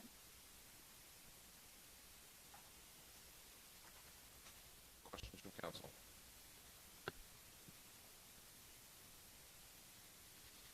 So I will just point out, maybe screenshot this one or keep it because you will get questions from residents. Unfortunately, we don't hear enough, in my opinion, from residents at this time of the calendar year when we're actually making the budget, but when the property tax bill goes out, then you will get the questions. This is a really good explainer of, what portion of the property tax bill are you actually responsible for. So the assessment of their property, not you. Education portion of the property tax bill, not you. Oxford County portion of the property tax bill, not you. Okay? So there's the one portion. And then the other thing that I would just point out here in the context of the debate that we're going to go into this afternoon and the budget is that the tax levy line there, the first one, is the portion of the budget of the dollars that we're going to spend that are going to be raised through taxes. Right? There's other dollars that we spend, but they're not going to be raised through taxes, right? So there's the budget expenses, and the tax levy is the portion within that that's going to go on the tax bill this year, right? Any other questions for Diane on this before we get in? I mean, you have an opportunity to clarify this as we go through the rest of the budget process. But I just think that we've never had a report like this before as long as I've been here anyway, and I think it's a really good explainer to set up as we go through the budget process. I just want to comment and say thank you for this. As a new council member, this is very helpful. Anybody else? Okay. Moved by Stuart, seconded by Greg, that report 2022-202 from the Director of Finance be received and filed for information purposes only. All those in favor? Opposed? That is carried. 11:15. I think we're going to start capital budget then, right? Okay. So 8.5D, report 2022-203 from the Director of Finance regarding the 2023 draft capital budget. And usually the way this is done, and I talked to Diane about it before, and we'll do it this way too, is that I'll largely turn this portion of the meeting over to her to run. She'll take questions from you guys how she wants to and everything. I'll leave it up to her. We tried, there's only 5 of us, so we were able to do this like in a relatively kind of casual way. Of course, when it comes to motions and voting, everything, we'll do it all by the book as usual. But in terms of her presentation, I'm going to leave it to Diane how she wants to handle that with you guys, and you don't necessarily have to all go through me every time there's a question. Diane. Thank you. So what I'm going to do is I'll start with an overview of the budget, very high level, and then each of the department managers will speak to their capital budget on the projects, why they've picked those projects, and some of the items that may be affecting the decisions on why certain things are being done this way. Okay? And then I can finalize it with a summary. But feel free to ask any questions at any time throughout the process. I don't mind. It might be easier instead of trying to remember at the end, and we can kind of tackle it as we're going along. Okay. So this budget reflects, this is just a capital budget. Right now, it's reflecting a 6.85% increase for a requirement of $3,478,646. A portion of this budget is requesting a transfer from the capital levy reserve of $432,000. And that levy reserve will have approximately 370,000 in it at the end of 2023 for future years. So with that in mind, we have also made significant transfer to reserves within this budget to help fund the increases in equipment and various projects for facilities, equipment of repairs and maintenance of facilities. Okay. Discussions on the budget began in early August and continued for the next few months. Staff worked together through various discussions and meetings to bring this draft capital budget for consideration. So we bring forward a 10-year capital plan. Funding is determined in each of the years to provide a picture of what future dollars are needed from taxes to complete these projects. These discussions with staff are ongoing back and forth, and there are times when projects are removed and new projects put in, projects removed again to get to this final document. So this has been ongoing, and there has been discussions with staff to bring a feasible, we feel a feasible capital budget to council. Okay. I'm going to go through and let's see. We have the first document, the presentation, and it talks about, and it's the 2020, yes, number 1. So this is a 10-year capital budget plan. Prior years, we've had 5 years, which we have changed this over to a 10-year capital plan. And this is in, this aligns to both the federal and the provincial requirements, with the intent that we're hoping in future years we'll go to a 15 and 20 year to be able to better understand where our assets are and what dollars are needed to be able to fund those assets. Okay. So we continue with past practices on the fleet replacement life cycles that have been developed through our PSAP, which is our public sector asset program. And each of the members of staff will be speaking to that. Road improvements by the Director of Public Works is based on our roads need study in 2019. We continue with our bridge and culvert replacements through a bridge study that's done every other year. And we have a master plan, recreation master plan from 2019 that's also referenced. And then we also have our various debenture payment schedules and transfers to and from reserves. So our first table, which is very high level, shows us over 10 years. So table 1, the next slide, will show you our total expenses that are needed over 10 years. So we're looking at $69 million worth of expenses.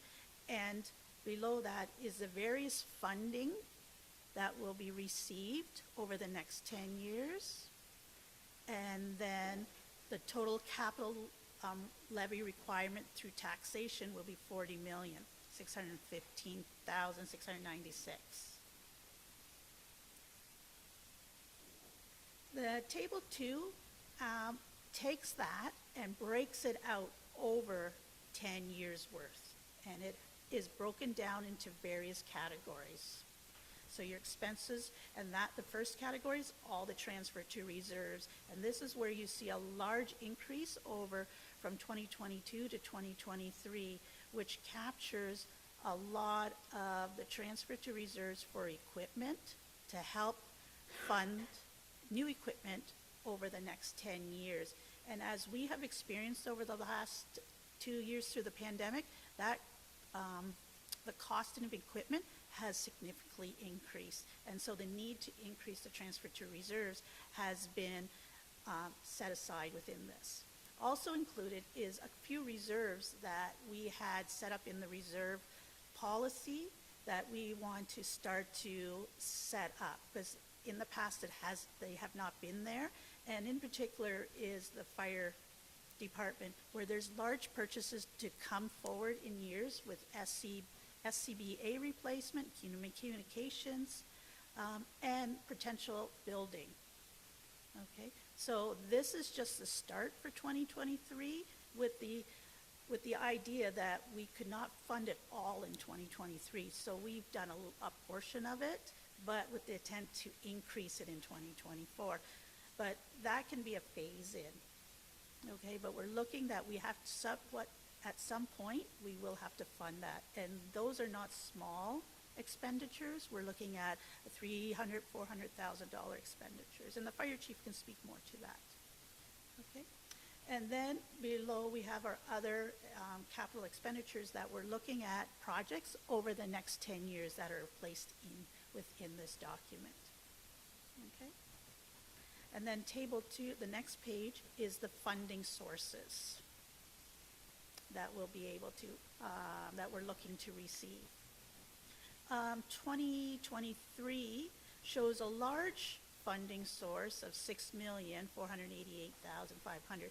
That is for the new admin building that is being proposed for 2023. And we were looking that the other sources would be from the report that the CAO had provided to council with that breakdown. Okay. And then the next page is just continuing on to 2032, the 10 years. Okay. Next is the highlights within the 2023 capital budget. And this is where we talk about the percentage that I had mentioned earlier, 6.85% increase, the transfer from the levy reserve to help fund the capital requirement. Also, we're looking at, we have not received the Ontario Community Infrastructure Fund, OSIF, for 2023 at this time. So staff's recommendation is that we actually take that grant and defer it to 2024 and apply it to a project in 2024. The OSIF grant is being calculated based on our asset management plan. So we're just waiting for that to come down from the government, and that'll give us a better idea. In the past, we've received, I believe it was almost $100,000. It was $98,000, and we've put towards various projects within the roads department. Okay.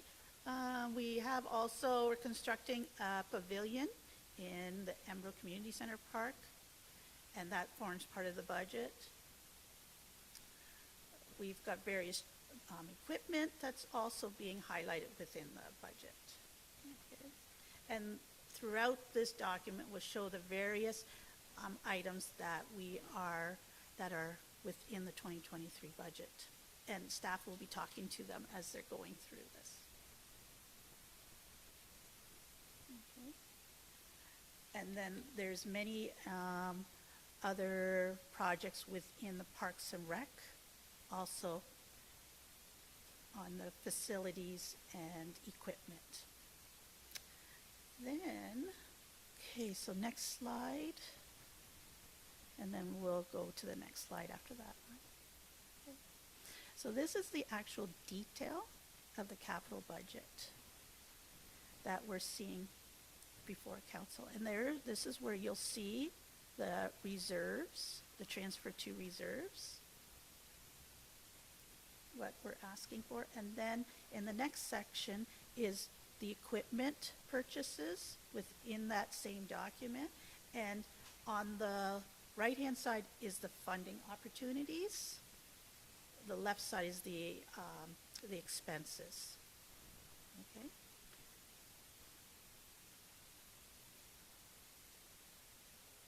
Okay. I'm just going through all of that. I think we've got Yes, and then these same reports have been, you've seen them before in the presentation above, but if we go down further, we keep going, because yep, keep going. We actually have 10-year capital plans also in this document. And there is a 10-year capital plan, so the next one, it's more detailed than this one. Yep, right there, we start with the roads. And this will show you the roads that are projected over the next 10 years, also showing roads that we have deferred to the next year. And we're continuing to work through these reports in the next few weeks to help stabilize the overall 10-year tax requirements. So because we have changed so much in 2023, it now has put out the tax requirement as a stable amount over the next remaining 9 years. So I'll be working with staff in the next few weeks to try and get a better flow. So we're not going to see the big hill up and down. We're going to try and keep it all stable if that's possible. Okay, but this is an ongoing document each year that's adjusted based on funding needs, funding that's coming down, cost of living, inflation, all that kind of stuff that are a factor in this document. Okay. So as I believe we're ready to go on to departmental so that we can have a little detailed discussion or hear detailed information from the various department heads before unless there's any questions right now for myself. Does anybody have any questions? Quick one, Diane. Yeah. The pulling from the tax levy, I see you can show previous year here, 432 last year. Have we consistently pulled from a tax levy in, say, the past 5 years? It has for the last couple of years. I haven't gone back prior. It was set up as a surplus. I'm not sure what the history is. I can find that out for you to see when it was established.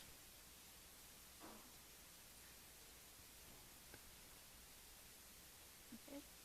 If there's no other questions, I'll put it through to the fire chief, who will now discuss the fire budget.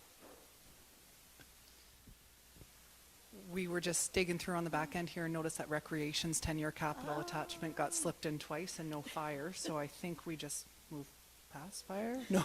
Do you want me to? Let me flip it. I can flip you this one.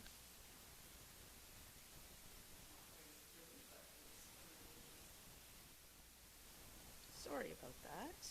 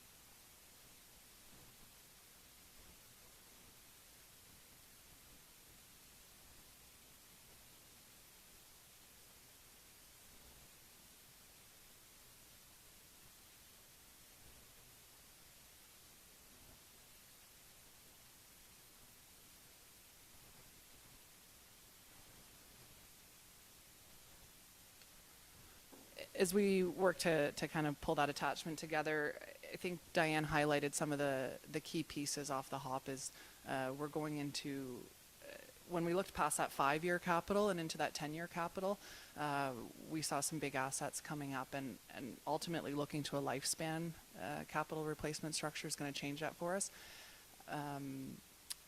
In my short time here, we've seen 2 truck purchases, so with Uniondale's truck just arriving, and then we're working towards having Thamesford's new pumper as a pumper rescue coming in next July. We have a fleet of 8 apparatus.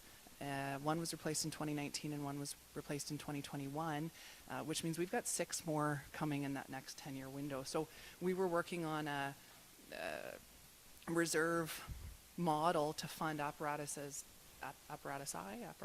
trucks as they came, and we didn't look around that corner as far as maybe we could have to see those next 10, and in the next 10 we've got 6 trucks. So we didn't have a surplus of funding sitting there, and now we're trying to increase those reserves for our apparatus. Simultaneously, we're coming into purchasing of SCBA. So we have a capital equipment fund, but we didn't have dedicated reserves to fund our SCBA. So our cylinders, which we have 90 of, our breathing cylinders, have a lifespan of 15 years. And our packs in which they go in are regulated by how many NFPA issues they can be out of date, essentially. So we have targets in which they can work within. So everything has a lifespan, a recommended lifespan. And again, although we have a lower call frequency, the fires are just as hot, and we have to be just as compliant. We're legislated by all of these policies. So moving into a reserve so that we're not surprised by a $500,000 SCBA purchase in 5 years. The other piece that was missing was our communication system. So we've got a maintenance agreement in place, but those towers are going to come due, and we have to have our share of the rural 5 departments ready for when we start replacing some of that major equipment. So we've set up a reserve fund for that as well. The other piece was the fire hall reserves. We're starting to outgrow one of our fire stations, and with the purchase of a new apparatus, I'm not sure it will fit in our existing fire station. And of course, we can look to build a smaller truck, but if that's not meeting the needs of our growing community, then we have to think what is. So I wanted to have a fire hall reserve established in the event that we end up looking at new buildings. The other side of it is it goes towards upkeep of our current one. So we've got crack sealing in there for the Thamesford fire station parking lot. We did eaves troughs on the Embro one. And it was kind of that realization that that's not capital equipment. We need to have a dedicated fund for the fire hall buildings themselves. That capital equipment has always been there, and it's increasing at 2% per year. As we move into a life cycle and asset management plan, that I think is going to change. We're going to be able to allocate funds into where they need to be, but because we don't have the report I brought to you earlier today, looking at now replacing JAWS, as we bring those new items in and we're tracking them and documenting them and putting them in that asset management, we're going to have a very clear picture of when we purchase the next one. That's not there yet. That's what we're working on. And when you start digging into it, it's incredible how many resources and how many pieces of equipment we have across our 3 stations. But finding date of manufacture and lifespan and functionality to start replacing this stuff in a meaningful way and in a way that we aren't having big spikes is sort of what we're working towards. So that's the big piece.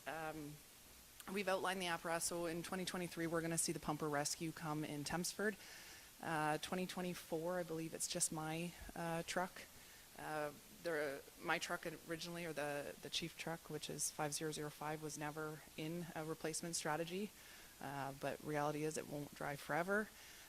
And because we don't have the infrastructure for things like electric charging in all of our stations, and those trucks, that truck actually sits in the station quite often when I'm on not working, or if I take some holidays, I leave my vehicle for the fire department. And when I was, last week we cycled all of our vehicles through for annual safety and service. My truck sat in the station for that as well. So it helps with some of that equipment management and having a response vehicle. With that in mind, an electric vehicle doesn't make sense yet. So I've put that back in as a 6-year replacement strategy for a lifespan for that that pickup and to be assessed as the first go around. 2025, again, funding those reserves, looking to continue contributions for apparatus, equipment, and our building, and no major expenses there. 2026, we start seeing some of our replacements start to come out in 2027 is our big one. So that's where we start seeing the need for a new pump in Embro. With the last truck that came, I believe there was a conversation about a renovation at the Embro station. We were able to modify the truck that arrived to have the pump fit in a smaller bay. It's a short-term solution, not a long-term solution, so we have to start looking at some creative options for how we'll continue to house those apparatus and grow the department to meet the growing communities. So there's kind of a blank idea there, but I just wanted to orient you that with that truck might come the need for some more space. And that's where we start seeing the SCBAs start to come in. I've tried to run, as I begin the asset management strategy within the department, to see how much extra we have in that capital equipment and where that can start to be allocated into those reserves to back fund it and not have as much coming from the taxation year to year. And then if we keep flipping through, our SCBAs did come in on a phase strategy, so we purchased, we have 36 packs and 90 cylinders within the municipality, and they were purchased over several years. We'll look at the time when it comes whether it makes sense to purchase on a December, January and a bulk purchase, or if we look to phase it in again. My learning of phasing it in is they're really crafty at changing fittings and changing some of the specifics to it. So you can't phase in cylinders on old packs, and you can't phase in packs on old masts, and you can't switch suppliers. So we have to have an understanding of we might break the stations into separate pieces, but that really affects the way we perform on scene and work as three stations as one department if our equipment is no longer interoperable. So we might grow through that, but we'll make those decisions. But in the meantime, we need to be funding so we can make those decisions. So that's 2028. 2029, we see the need for a rescue. Again, at this point, we're bringing in a pumper rescue into the Tempsford station, so might that rescue be a different piece of apparatus? Absolutely.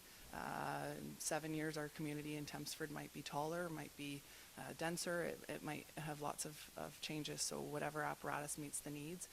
But again, we're allocating the funding there at this time, and you see some of those SCBAs creep in. There's 117,000 in that reserve, but we'll see some of those costs starting to creep in there.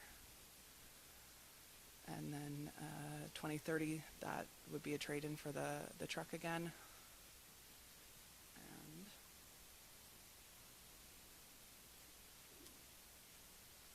And then 2032, I think, is where we finish off.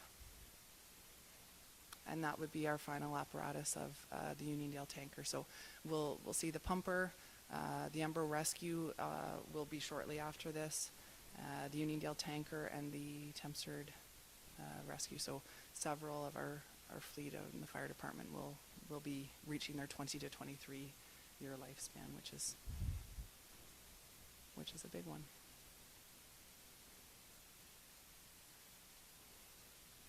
How's that for on the fly with no documents? We pulled it together.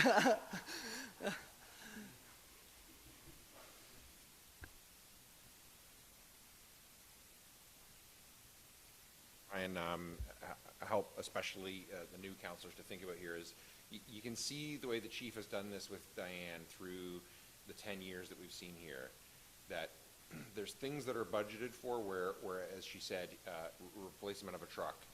What's that truck going to look like? Doesn't know yet. We're going to need something, so we're financing for it, right? So they're budgeting for that because it's a service level that we've set. We're going to keep that service level. And to some extent, do the five of us or residents really care what that truck is, the details are? No, we have a fire chief to work out with her whole department what the details are, what equipment they need in order to deliver the service level that we've set. But they're budgeting to hit that service level, right?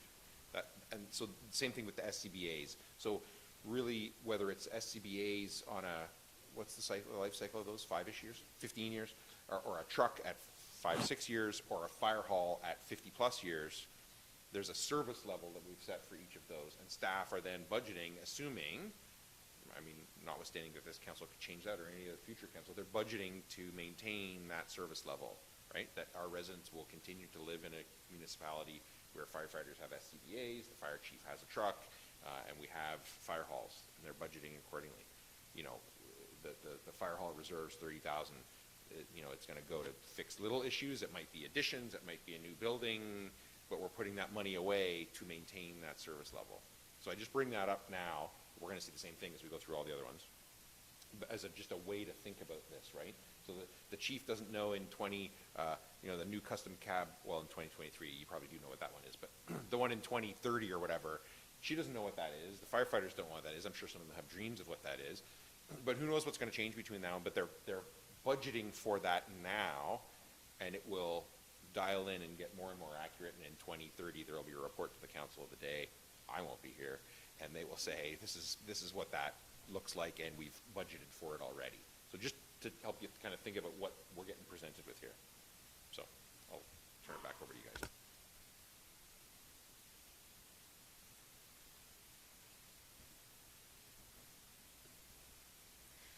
We understand, and my apologies, that this is the first time you've seen this document for the fire department.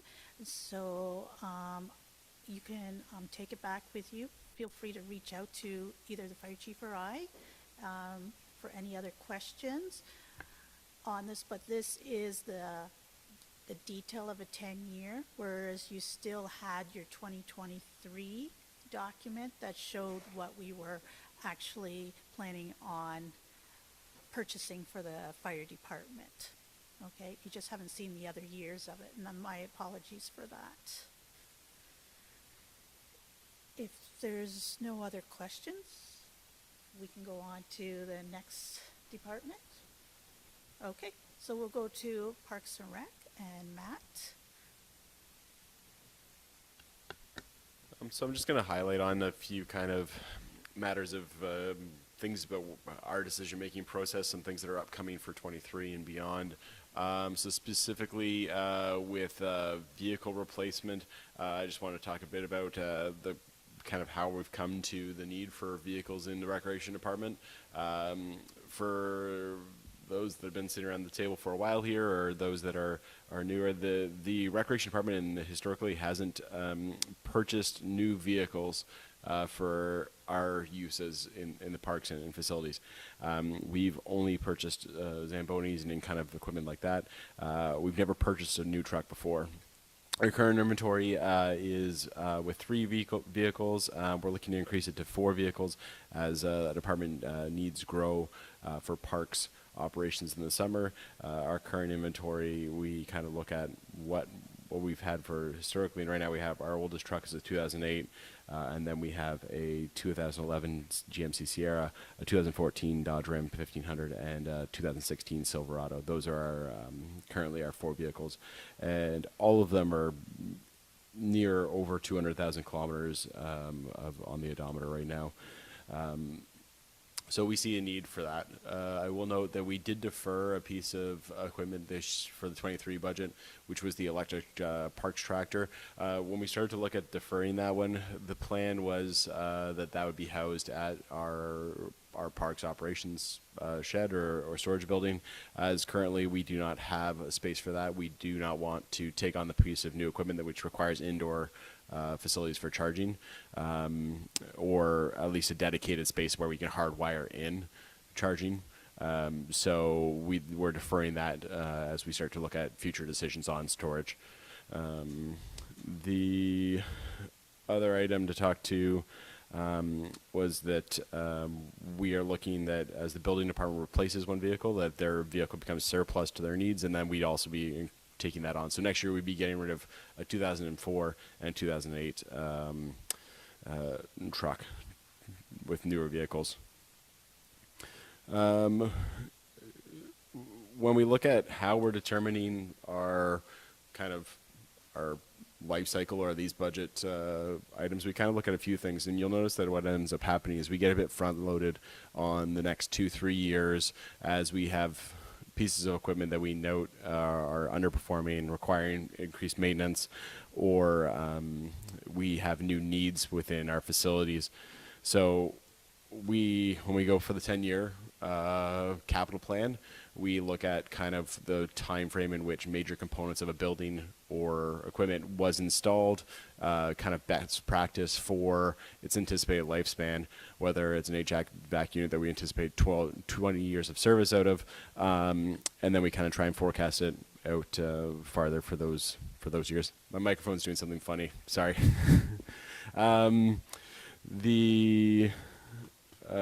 So that's where we kind of get some of these longer replacement costs, but we also end up having circumstances where the next year gets kind of front loaded or heavier loaded as things come up and become closer kind of knowledge. We had a few items in for parks for 23 just wanted to touch on was some soccer nets for Embro. These are ones that, as we started this last season, we realized they were deteriorating. The welds and things like that were breaking loose. They're rusting beyond what we saw before, and they need to be replaced next year.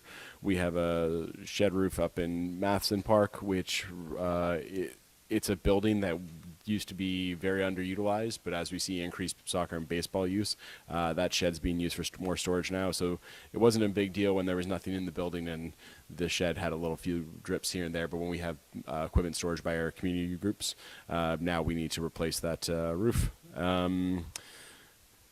And there was also the parking lot or drainage work at Thamesford District Recreation Center. This is to create an underground stormwater or a roof drain catchment.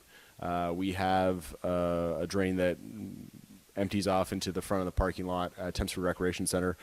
So this is been a concern of from a few residents and a couple councilors in the past, the fact that on kind of this short area where we have both water flow but still freezing temperatures overnight, that in the morning we have ice forming there. I will say that we have changed our operations to kind of better suit that a bit as far as taking care of the ice, but that's it's an area where we can't just discharge that directly into the storm sewer, and we don't have a space on which, because it's paved, to daylight or to drain it properly into a grassed or ditched area. So that's why it was looking to create an underground storage for that, or management. And we do have a few projects for parks next year, and the pool also that we're looking at grant funding. So we will be applying for capital funding from the Trillium grant for the playground at North Park, along with an accessibility grant that's available for the work to be done at the Thamesford pool.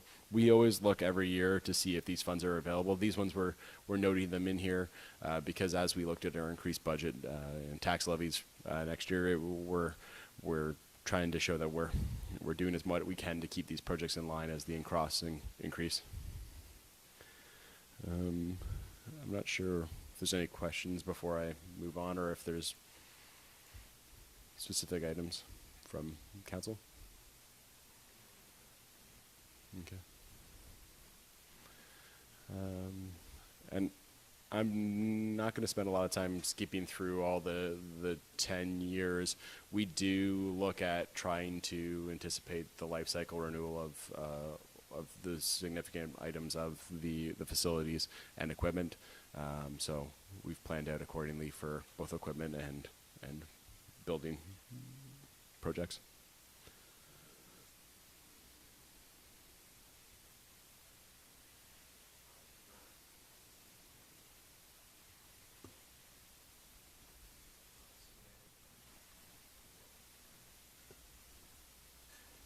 Okay, so we'll go on to Public Works. Steve, please. Oh. Because you're not going to get through before lunch gets here. So I'm going to suggest that we stop now, and lunch will be here 5 minutes or so, or something like that. And how long do we want to break for lunch, do we think? Full hour, Christmas lunch? Yeah, full hour, so back here at 1 o'clock? What?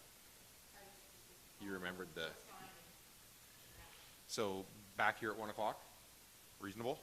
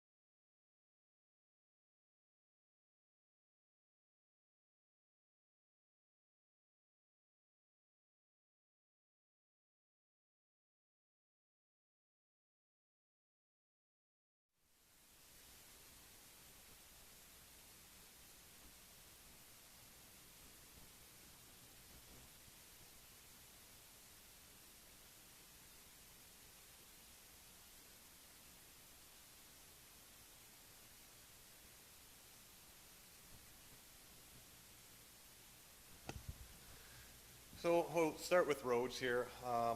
You'll see 2023 is our proposed budget for roads work. Going forward from 2023 though, we didn't take anything out to fit the new budget plan, just so council could see what we were proposing to do, but you will actually see some pretty significant changes that we have to roll back projects to be able to fit in the budget year. As you can see in 2023, we've had the Perth South, we were planning a project with them, significant size project. Through a bit of flexibility with Perth South, they allowed us to split that into 2 years to help out with matters with financing. And then we had to push back a few projects in Beachville too. So it's unfortunate, but this is what we have to do going forward, so till we get back on track.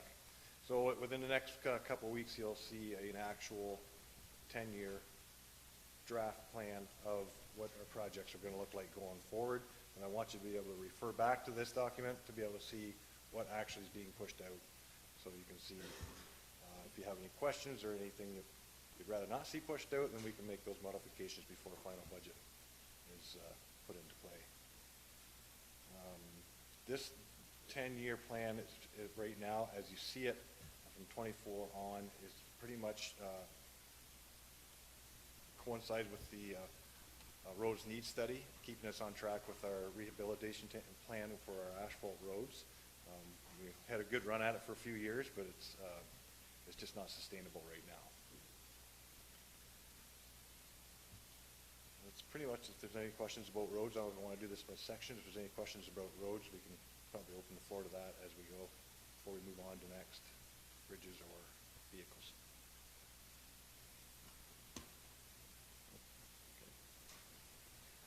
Which one do you want to do, Matt? Bridges?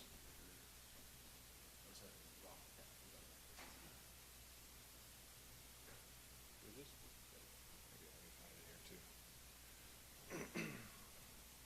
So bridges, 10-year capital plan, that's pretty much taken right from the biannual bridge inspection, which was last done in 2021.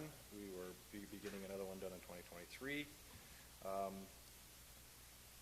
The 10-year plan is not exact to the document we get from the inspections. To make things fit in our budget, we pushed back several projects. You'll notice 2023 is a really heavy year. That's because we've still got those two looming projects from 2020 when we were unable to complete them due to some permits we were waiting for. We're still trying to get them into the next 2023 year completion and get those sewed up so we can move forward with a clean slate going on the bridge projects. So every one of these bridge projects you see is actually pushed back about 2 to 3 years from when they were actually slated to be done. Staff have gone out and reviewed these bridges, and if there's any concerns that these should not be pushed back that far, we would not have pushed them back. Due to the conditions and the slow deterioration rate of some of these bridges, we've been able to push them back a little bit. Any questions on bridges?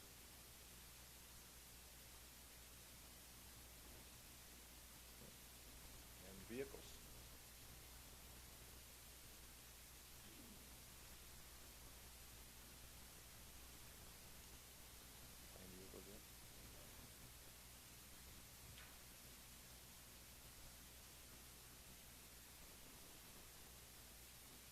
So our vehicles are pretty much just runs with our, coincides with our vehicle replacement program we've had in place for many, many years.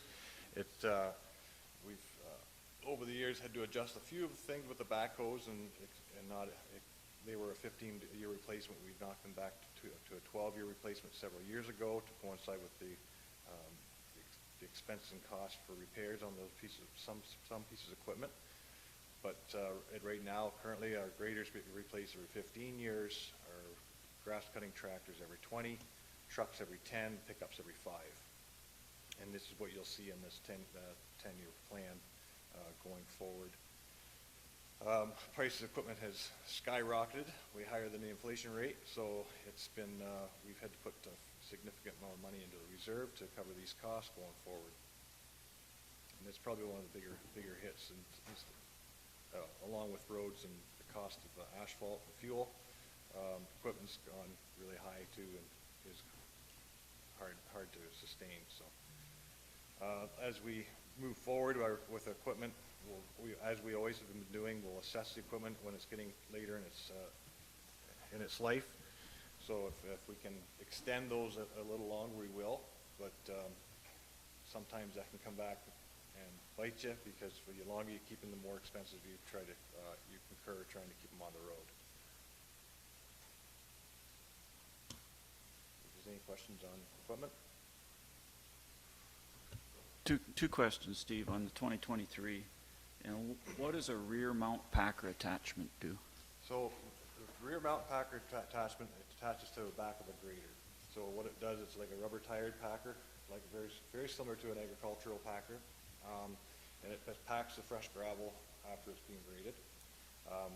Several municipalities around the area have bought a few of these over the years. We've been keeping a close eye on them just to see how they perform and how the roads perform after they're being used. They've had great results. So we like to try one. The biggest advantage to these are for grading for calcium and dust suppressant. That when we're doing that final grade for dust suppressant, especially in dry conditions, it leaves a real fluffy, powdery road conditions. And when you put that dust suppressant on, it soaks in deep, and we don't get the resilient effects from what we'd like to see, especially in conditions when they're dry. So with other municipalities, we've kept a close eye on this, trying not to be their guinea pig. But they've been having really good results with, especially with calcium, getting more longevity out of the applications. To date, we haven't had anybody yet try to knock back the application rates yet, but it'd be something we'd be looking at if things would work out with this piece of equipment. It also very good advantages of when we're putting fresh gravel down, it packs the gravel a bit better on the roads. And if we're just normal grading for potholes, it packs a better finish afterwards and packs those in. And on top of that, weather conditions are always a factor when you're trying to grade. And those windows are hard to work with. So with the packers on, you can grade them, pack them. If we do get a rain a day afterwards, doesn't turn to such a mess afterwards. So it allows us to grade a little bit closer to the rain events than what we can now. Yeah, I've seen these. I think South Perth has one. Yes. In my travels in the back roads, and I kind of wondered why we didn't have one. It's good not to be a guinea pig to see. So we actually ordered one with our grader we ordered in 2022. Mm-hmm. We ordered that unit on it. Right. So that'll be one, and we'll have, the idea is to have two, so when we're grading for calcium especially, that those two graders, the final grade for calcium, have packers on them. And then both of them are being packed following behind. And that's all we require. If we have the two, I think we'll be well set up to be able to make a good. And just on this calcium alone, I've looked it up, and we spread, I think, 3.6 million liters of calcium a year. That's at correct. Well over $500,000 investment. So even if we can improve that performance by 5 or 10%, then that 35,000's That's the idea. Well paid for. Even having to reduce the reapplications because of dry conditions, where it just doesn't have the resilient. In a few days, it's back to a dusty road, and you have to reapply. Right? If we can cut that in half, it'd be huge savings in that alone. Yeah. We see some huge advantages in this piece of equipment for the money that they are. I think would be a valuable piece of equipment to have on our at least two graders. Good. And my other question is, why do you need a door on the sand shed? So the sand shed was designed without the door. It has two doors on it now for the drive-through. And I think it was just that it was missed in the design. And I missed it as well. And in review with CBO, we missed it. We were focusing on other things in that building we saw as, deficiencies, such as, I think it was designed originally, correct me if I'm wrong, with in-floor heat. Okay. And some of the placement electrical boxes in the sand storage area that had to be removed, and the man door had to be moved. And we were focusing on those things, and we didn't really notice that there was no door on it. The concern not having a door is the position the door is facing the west, and driving rain and snow getting in there, and having wet in there is not ideal for salt storage. So the idea is to try to keep it as dry as possible in there. Secondly, and probably most concerning is for us is swallows, barn swallows. They start nesting in there, and as you might, some new council members may not know, but they're a protected species. They're a species at risk, and we have to anything. If they get established a nest in there during nesting period, you can't work within so many meters of them. You can't do anything. So we want to avoid having that issue. So that we can still use that building year round, and not having any issues with the swallows starting nesting in there. Then we have to protect them, right, by not agitating them. So. Right. That makes sense. When I first read it, I thought the door was going on one of the old sand sheds, and I thought maybe you wanted it for storage or something, but this makes total sense that, $20,000 is a lot of money for a door, but it's a big building. It's a big building, big door. And, yeah. We're looking at cheaper options, but right now that's about what we're looking at to spend for a door. Well, if you can't use the building because the swallows are in there, that's a our biggest problem. concern. Yeah. And we were, the people at Brightspan, the company that installed it, they said this is something you have to be really careful of. Right. We've had this in other areas that they've had issues with that, end up putting doors on them as well. So. Okay. Okay, thanks for answering those, Steve. Yep. Hey, Steve, just a quick question.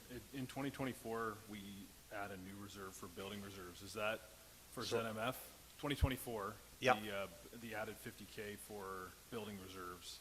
Yes. Is that for future replacement costs, like long-term replacement costs for ZMF, or what is that?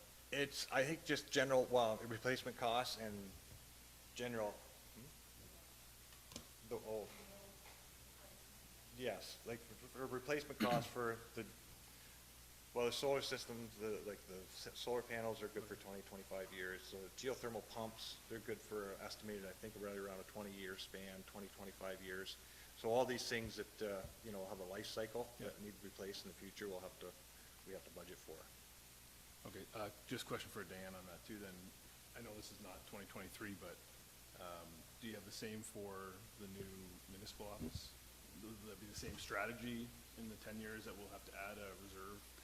And that's, yes, and that's what we're looking at going forward with all our facilities, being able to set aside funds to be able to, for maintenance on all our facilities. Mm-hmm.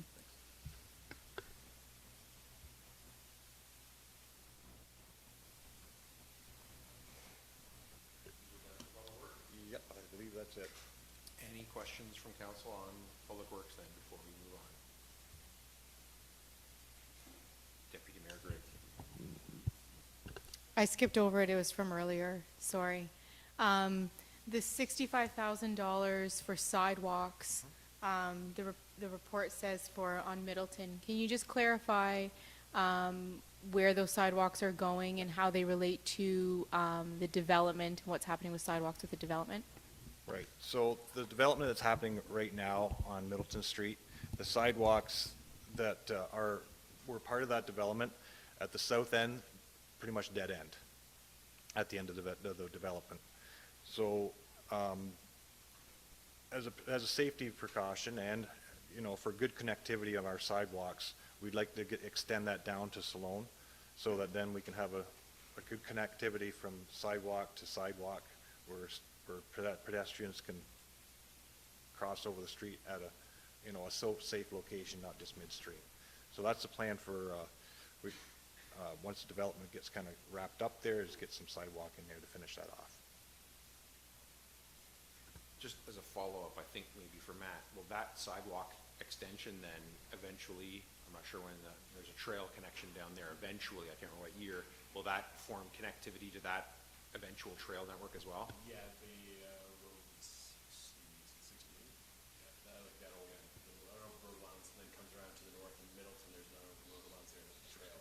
Yeah, that was part of it. And that would provide great connectivity too. Yep. And then also for future development of the old Cold Springs property, that now that's the trail network connects through the river there. That's a whole other portion of Middleton connection to trail network.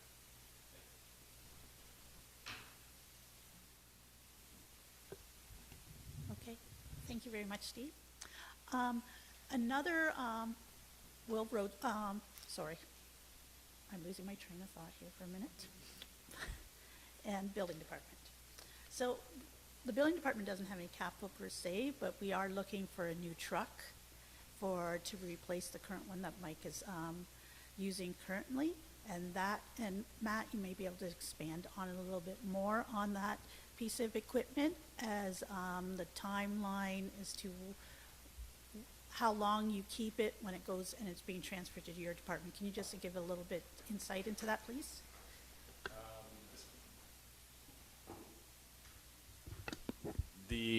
As we discussed earlier, the transfer of vehicles out of some of the other departments into the recreation department has been something that's been a practice for a long period of time, and it's allowed us to have some resemblance of kind of fleet that inside the recreation department. So I think Mike's truck's currently a 2019 and has a shorter lifespan, or we have a shorter cycle that we put on them because the funding or the reserve is healthy enough to support it, so that we can have things be transferred surplus into other departments.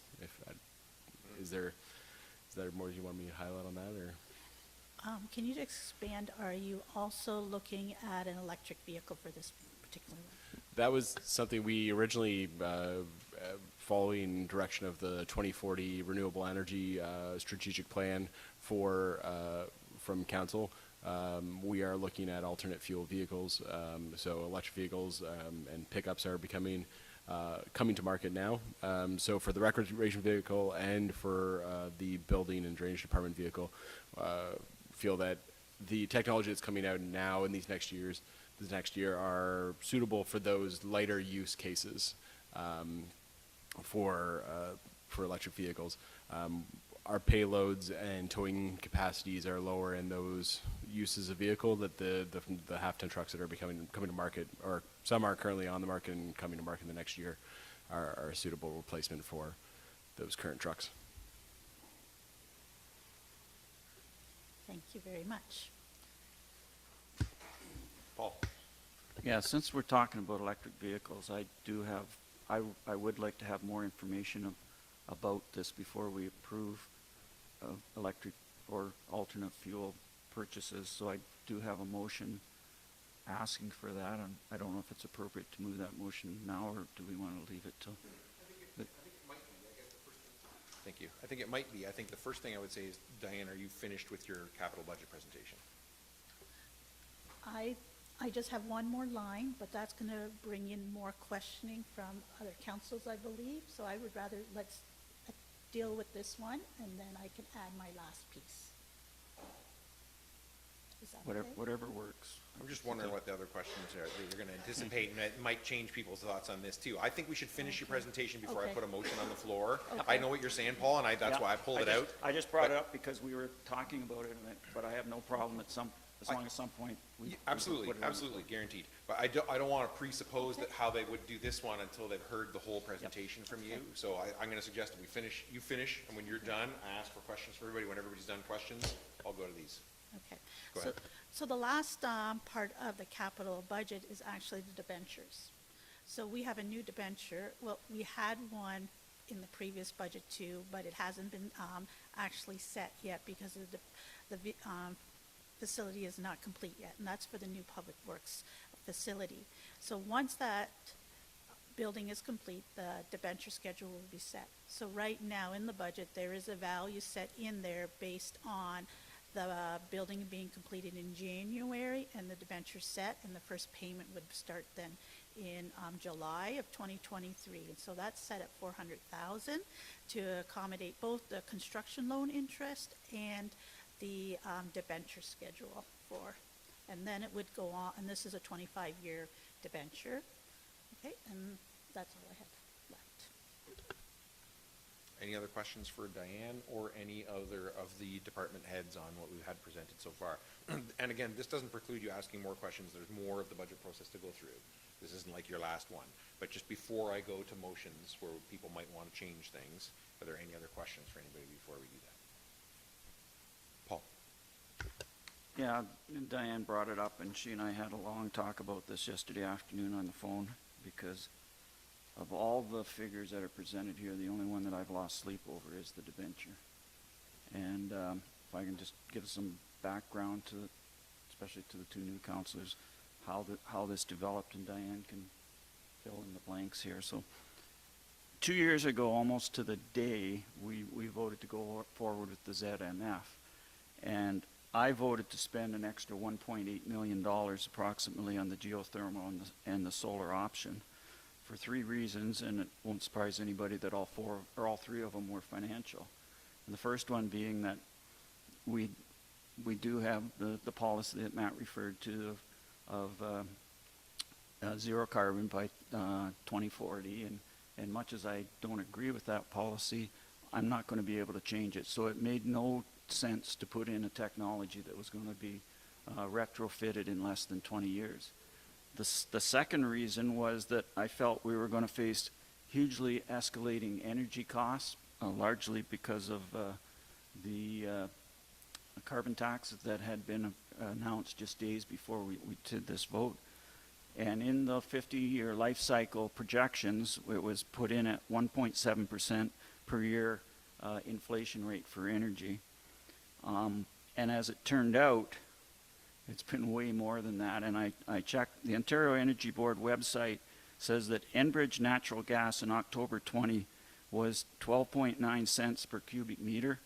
And in October 22, it's now 36.1 cent per cubic meter. So it's almost tripled in 2 years. Now hydro 2 years ago was 12.8 cents. And at that time, the government had fiddled with it because of the pandemic, and it was all one price. Now the average price is 11.3% or 3 cents per kilowatt hour. So it's actually a little bit cheaper, but as I said at the time, the provincial government is artificially keeping hydro rates down, and at some point that's not going to happen anymore, and those prices are going to escalate at huge difference. And the third reason, and where I made my mistake, was I thought we were financing the ZMF at 2.15% interest rate. And that was based on my experience when we built our house 20 years ago.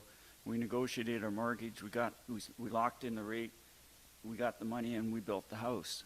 And I, in my stupidity, thought that's the way this was going to happen.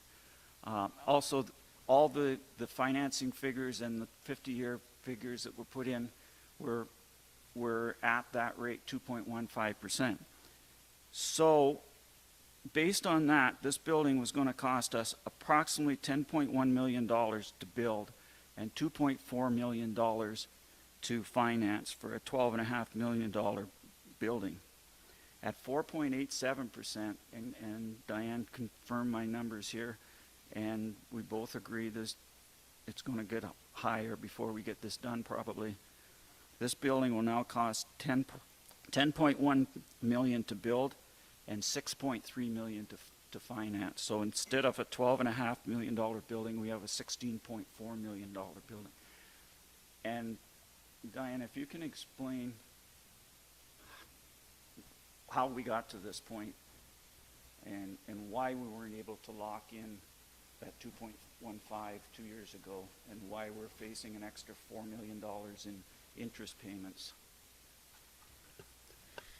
So at the time that the loan was requested, we would have to go through the upper tier, it's Oxford County, which they in turn will get the issue the loan from Ontario Infrastructure Loan.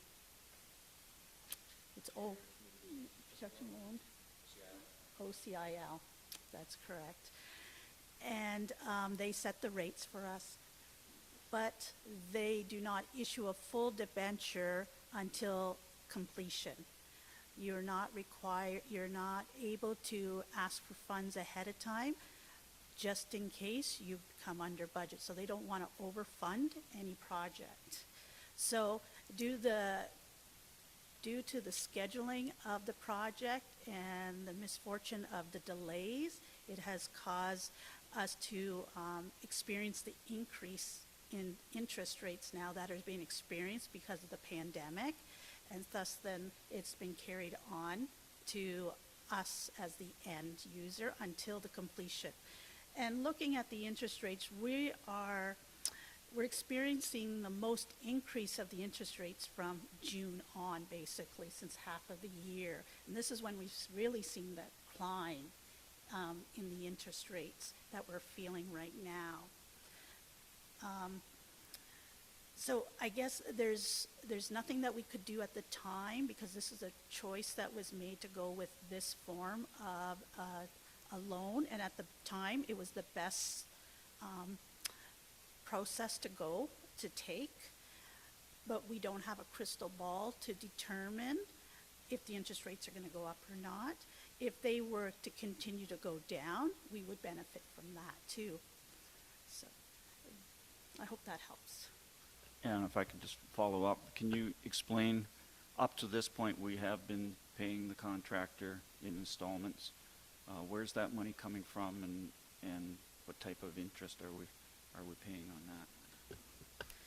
So what I have done over the past year is we continue to pay the funds of the project, and instead of continuing to carry a construction loan, I've utilized our cash flow, our reserves, because at the time our interest rate on our savings account, checking account, is very low.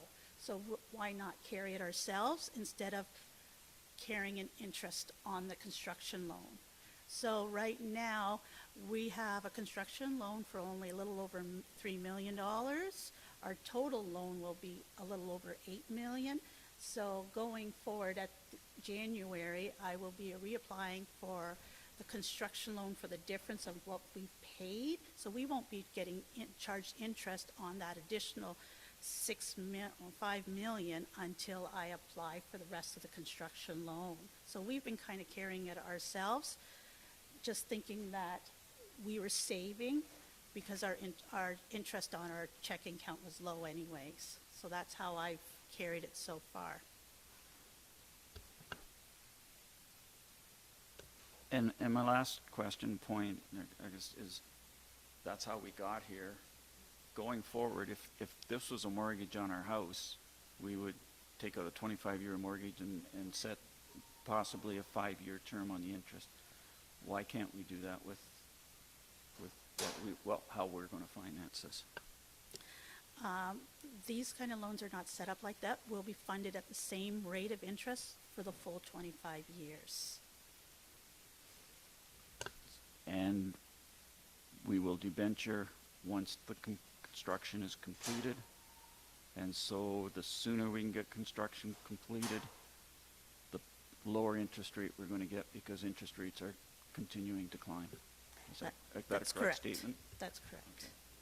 Okay. So in summation, I still think we made the right decision based on energy costs alone. But I just wanted to point out that we are looking at a significant difference between what we thought we were paying for this building, and that is going to have an impact on what this council and councils for the next 25 years can do, because we're putting money in to pay off this debenture that we didn't think we were going to. So I know it's doom and gloom, but like I say, that's the one thing that really nailed me when I looked at this budget. And there's, unfortunately, we can point fingers of why it's 2 years later and we're still not in that building. But pointing fingers isn't going to get anywhere. It's just a fact that that's what's happened, and we got to deal with it. So. Any other questions on the report before we move on? Paul? I have some just general questions, like the old format where we looked at kind of a line by line, and I went through all these with Diane. So if we could go to page 10 of the report, there's just some numbers that jumped out at me, and I wanted clarification. Just before we start, how many are there line-by-line ones? Half a dozen. Okay. Everybody's good with that? I just don't want to do, I don't want to do half a dozen for everybody, and, you know, I want everybody to get the questions asked. We can do the usual, or I yield the field if go for it. Let's go. The normal, if somebody else wants to. Page 10. And there's a line in there, the federal gas tax, 884 last year and 260,000 this year, so I wonder why the difference. So the 884 is a combined number of projects. We had a one-time top-up fee in 2022 for $294,000, plus the annual $260,000 project, and this is all related for bridges. And also, we had a project from the previous years that was not completed, and it was all budgeted in 2022. Mhm. So essentially, the 260 is a more accurate reflection of what we normally get. The 884 is an anomaly. That's correct. Okay. And sorry, go ahead. Then. And as a side note, you can have 5 years where you can set aside the gas tax for 5 years and put toward any project. So sometimes you may experience, if we want to save for a large project, we can do that. Okay. There's a line called carried over from prior year for $951,000. I think Steve alluded to it, but just want to clarify. Yes, that is for the 2 bridges that were budgeted in 2022 that were not completed, and we'll be completing them in 2023. So we're bringing the funds over from 2022 and using them in 2023. And the $6,488,000, you told me that was made up of our profits from Maple Leaf sales, Yes. profits from the 2 Brock Street properties, potential profits from the revenue from the sale of this building, the revenue from the fire hall, the $750,000 federal grant, and $300,000 from reserves. That's correct? Correct. Okay, that's where that's come from. We just sold a couple properties earlier today in Embro. That money will be going into this fund as well, potentially? Okay. That's It'll be correct. sitting there for however we decide to use it. That's correct. Okay.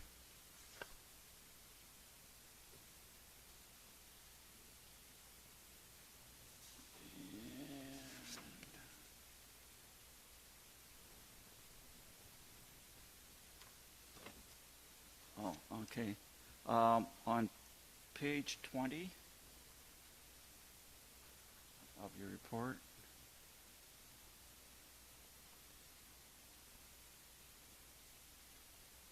there it says that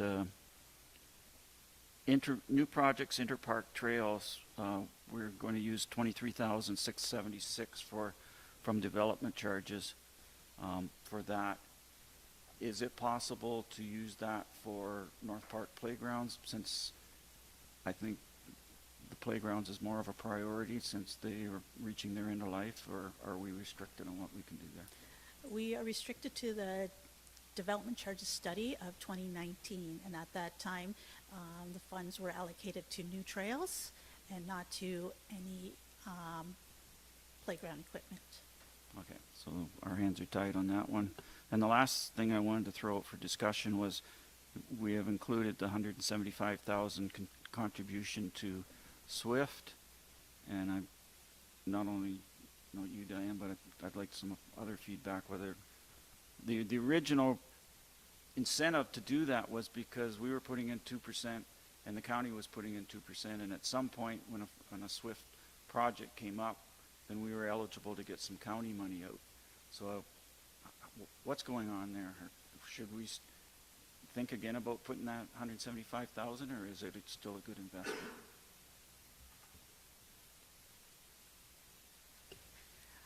Right now, staff have been instructed that we set aside funds for another year until we have more clear picture as to where the direction is going. Marcus, can you know more about this than we So do?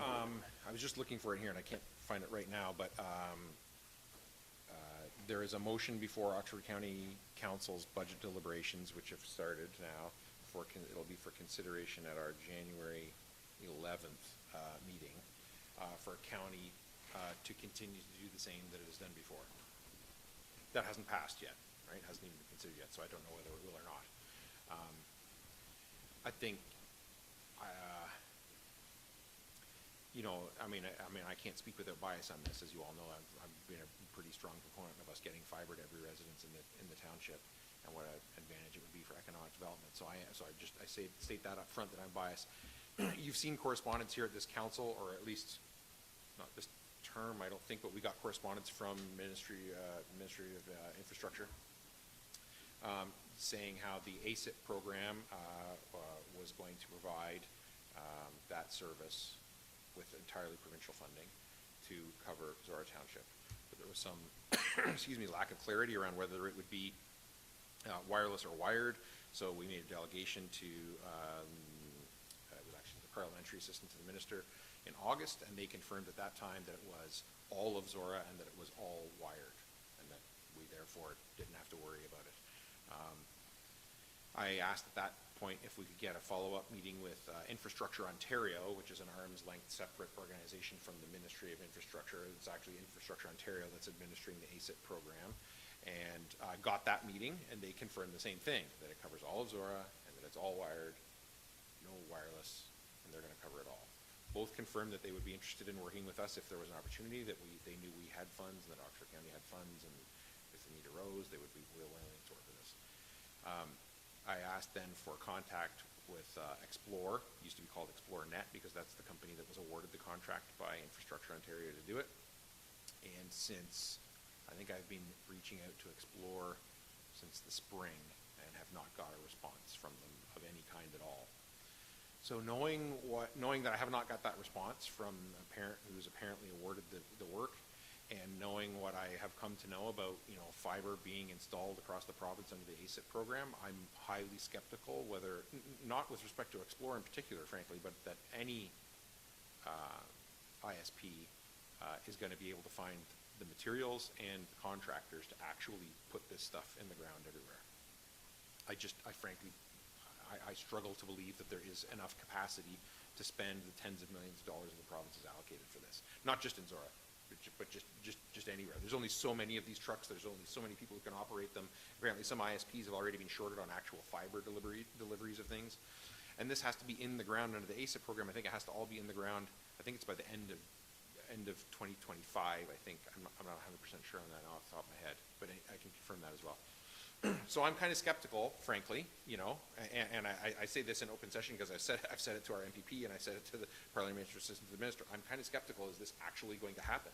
Like, you're telling us we don't need to worry about it, and I asked all three, Infrastructure Ontario, parliamentary assistant to the minister, and our MPP, what happens if it doesn't get in the ground by then? Does the program get extended? Will there be another intake?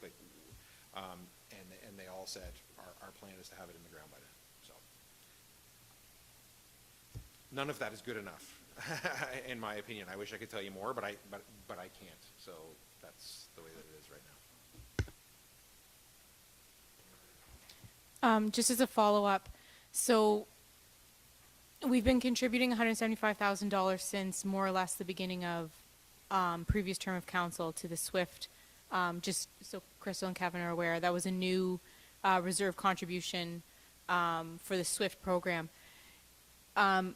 So you just said there's a motion going forward to county to consider continuing the SWIFT initiative at the county level. It was a partnership where there was provincial funding, county funding, municipal funding that allowed for us to leverage better value for our investment in terms of getting fiber in when there was no plan for the province to just do it, correct? So more kind of. So the real perk of SWIFT was we could get more bang for our buck in terms of getting fiber down every road in Zorra through that initiative. And I understand that sort of we're still using the term SWIFT, but exactly how it's happening may be shape-shifting a bit. Well, my question is aside from skepticism of whether or not, because there's money in a reserve and there's an annual contribution that we're either continuing with or not, aside from the skepticism of what the province will or will not do, is there any benefit to that contribution for 2023 beyond just banking that $175,000 towards getting that done if the provincial program is not going to happen? Is there any additional leveraging of those funds by making that specific contribution at that value at this time? as there was in the initial intention of the program, where we were opting in to participating in a program that allowed for our money to stretch further in that end result than what that initial investment is. And if I'm misremembering this, or I understand I'm making it more complicated, what I'm looking at is, if we're putting money aside in this reserve because we may or may not need to do something, province is telling us they're going to do it, we have reason to be skeptical, the 175, has it become a bit of an arbitrary number, or is there still a function of a 2023 contribution of exactly $175,000 that we're calling Swift Reserve, that we have approximately $500,000 or $600,000 sitting in? Yeah.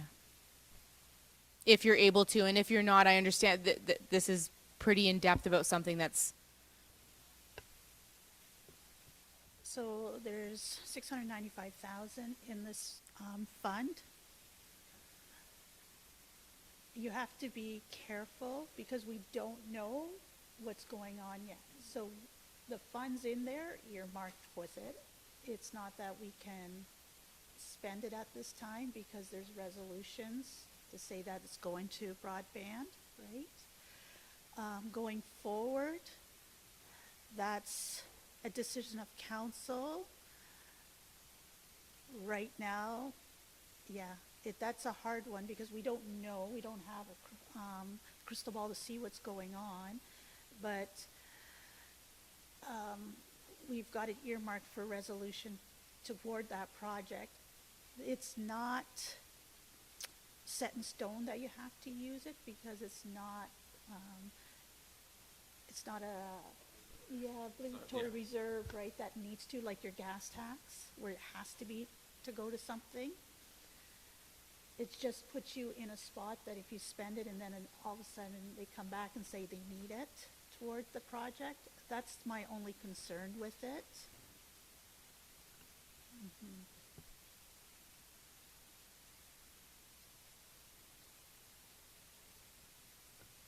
Paul? Yeah, and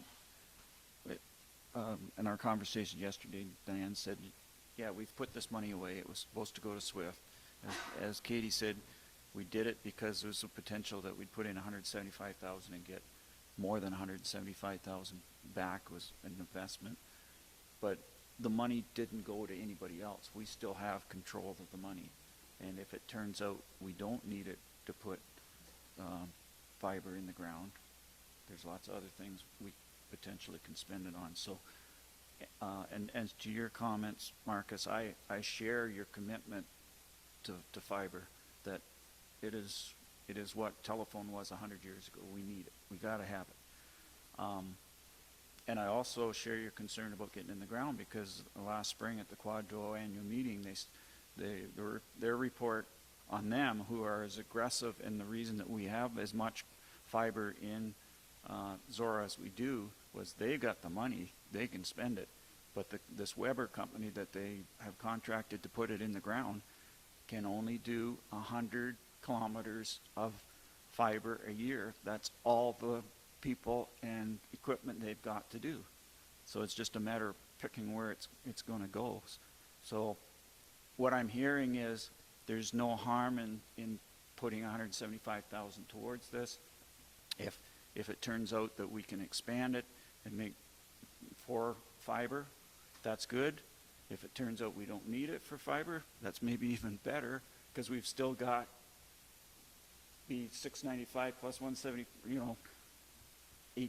over $800,000 in there to use for something else. So, but I just wanted to bring that up because $175,000 is a big part of this budget, and I think on an annual basis we should look at, and not rubber stamp just putting that away, because it is a really good usage. So that's my final comments on that one. I do have one more point though. Let me just see if anybody else. Go ahead. And that was a correction that I talked to Diane about yesterday, and that was on page 13. It was indicated that our commitment to the Embro Pavilion was $64,666, which is a third of the total cost. We passed a motion a year ago that our commitment would be 30% of the final construction costs to a maximum of $58,200. So there's $6,000. It's just an accounting change that can save their, not going to save our bacon, but $6,000 is $6,000.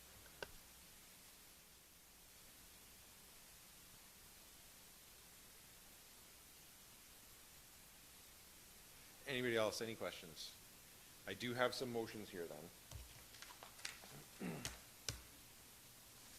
So the first one that I have here is moved by Mitchell, seconded by Grigg, that prior to purchasing an alternately fueled vehicle or vehicles for the Township of Zorra fleet, staff prepare a report for council that provides information comparing such vehicles to similar gas or diesel-powered vehicles as to, 1, the financial impact of the township budget on the township budget to purchase and operate, 2, the operational impact on township staff, and 3, the positive and negative environmental impacts of the production, operation, and disposal. Councillor Mitchell, as the mover, do you want to speak to that? Yeah, and I'm not opposed to going to alternately fueled. I think electric is the most obvious, but there are other options out there that may be considered in the future. And this has always kind of been in the background that we're going to switch at some point. But this is the first time it's actually appeared on a budget that we're specifying that we're looking to buy EV vehicles. And so the 3 points in my motion were the financial impact. I would like to know what's the comparative cost or prices for purchasing and operation of these vehicles and life expectancy. So things like fuel, maintenance, insurance, etc. My second point is the operational impact. Are we looking at a full plug-in type vehicle, or are we looking at hybrid? Would it be necessary for us to install a charging station or stations? What type of limitations on mileage and hours of operations do these vehicles have opposed to fossil fuel vehicles? And the third point, I'm far from an expert on EVs, but I have done a fair bit of reading and I've watched some podcasts, and you get people that think that EVs are the best thing since sliced bread. You got people on the other hand that say that once you factor in the environmental impact of mining the minerals to make the batteries, when you factor in where the hydro comes from, when you factor in problems with disposal of batteries and other components, that the environmental impact is not nearly as good as it appears to be on the surface. So I would like a report to give me that information so that I and the rest of council can make an informed decision before we go forward with this. And I think our residents need to understand why we are potentially changing from a technology that's been tried or true for over 100 years to something that may or may not work as well and is better for the environment. So that's why I brought the motion forward. It's just an asking for information. Deputy Mayor Grigg is the seconder. Do you want to speak to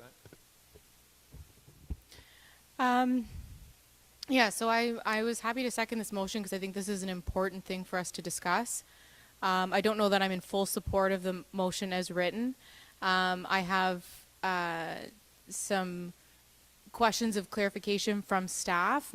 Some of my concern is what Paul's looking for, I think, is no different than what we've had with the ZMF in terms of the environmental component specific, where we had numbers given for if we build this building to run off of natural gas versus off of geothermal and solar, you know, what does that upfront cost increase look like, and then where are we seeing those cost savings and positive environmental impact that justifies the business case for making that upfront investment.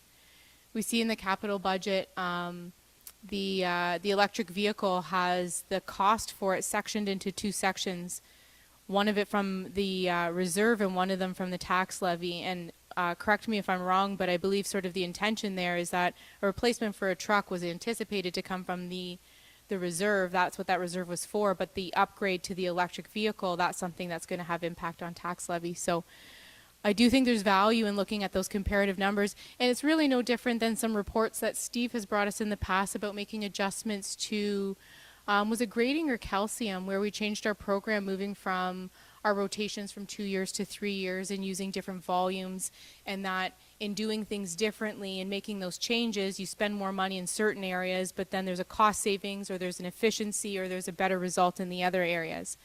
So I see in the same way the value of having something that captures a business case for that upfront investment in changing our fleet.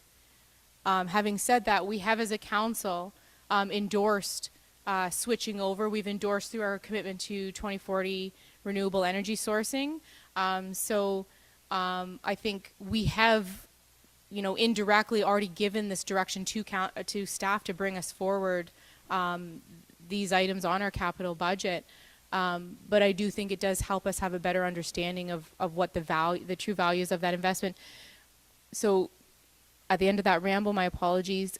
My concern, I've kind of gone in different directions, but my concern is the timeline. So I do think that this information is important, but my concern is how long is it going to take for us to get this report? What is the timeline like for our budget in terms of having these vehicles? Like we're talking about vehicles where the order times are putting us out 24 months. So my concern is if this is going to take some time, I'm not comfortable delaying approving this and getting it purchased at the expense of this information. I would also consider having this information come forward after we've had it in possession and operation for 6 months, or whatever amount of time seems reasonable, to have a bit of a case study of what we're noticing. And staff can write mileage, what it's going to cost. You can run some numbers and we can get that kind of a report.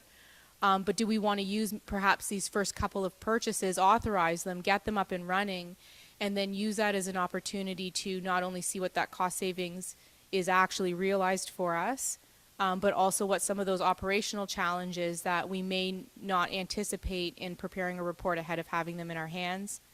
For the investment of the additional $35,000, or roughly what that upgrade would be to go from a diesel or gas truck to an electric, if we don't realize the full cost savings that we might think might be there, we may make a decision that puts us out, $5,000 or $10,000. I don't see it as being the same type of concerned investment that we needed to have that decision made ahead of time, like we did with the ZMF, where we were spending an additional $2 million. So I'm done rambling now, but I would like to ask staff to comment, if they can, on what kind of a timeline may be needed for this type of report, and if they see any concerns with timeline with moving forward. So some of the information is going to be hard for us to gather about disposal of batteries, because EVs have not been around that long. There's just not a lot of data out there for the cost of that. The order time right now, I think, we'd be lucky if we saw it within 18 months, Matt. Is that? It depends a bit on how they handle the trim lines of what's coming out now. I spoke with the dealer this last week, and we could order now, and they just finished up orders. They're supposed to have build dates in February, so then people would see those potentially midsummer. But that's in the higher trim lines of some of these vehicles, where we look typically at a lower trim level or base model. That might be towards the end of 23 or early 24. So we can also build some data on what it costs us now to operate. So Mike's truck would be a good, because it's not a heavy-duty truck, we can look at the 4-year history on that to see what it's cost us to operate over the 4 years. We could then extrapolate what we think the operating costs are going to be for an EV. And if I look at my vehicle, for instance, I've spent no money on maintenance on it. My mileage drops considerably this time of year. So instead of getting 410, it could be down to maybe 250. So that's something that we may have to look at too, to see if that's going to fit within our operating guidelines that each department's going to need. It depends on the battery size that we get. Each trim level has a different battery size. So there's a lot of things that we have to look at that are just, right now we're really in the infancy of these trucks coming out. There's been a lot announced. There's a Rivian, there's Ford, there's Chevy. We're anticipating a Ram is going to get announced soon, but there are not a lot of vehicles out there right now. So it is tough to know what we're getting into. you can look at the specs, you can give your best guess as what we could get in mileage and the operating costs, but there's going to be a lot of speculation at this point.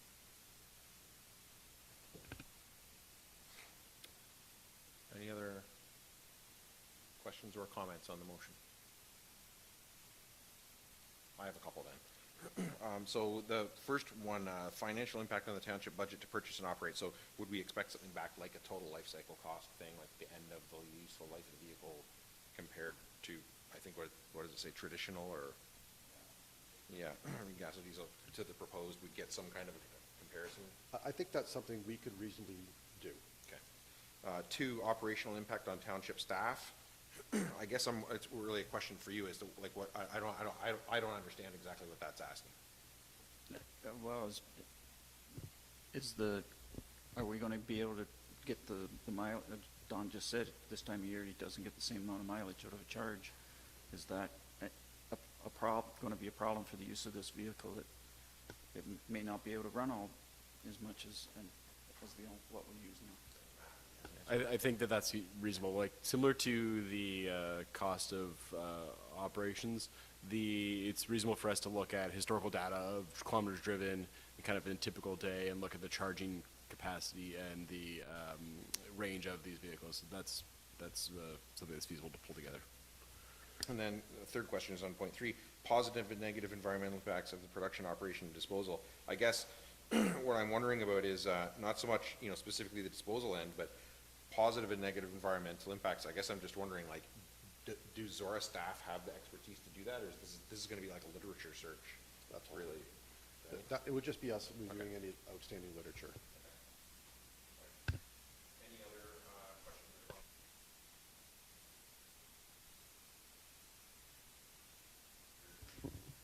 comments? I'm still looking for like timeline. Like, is this something that staff would be able to do by the next meeting, or is this going to take a few months?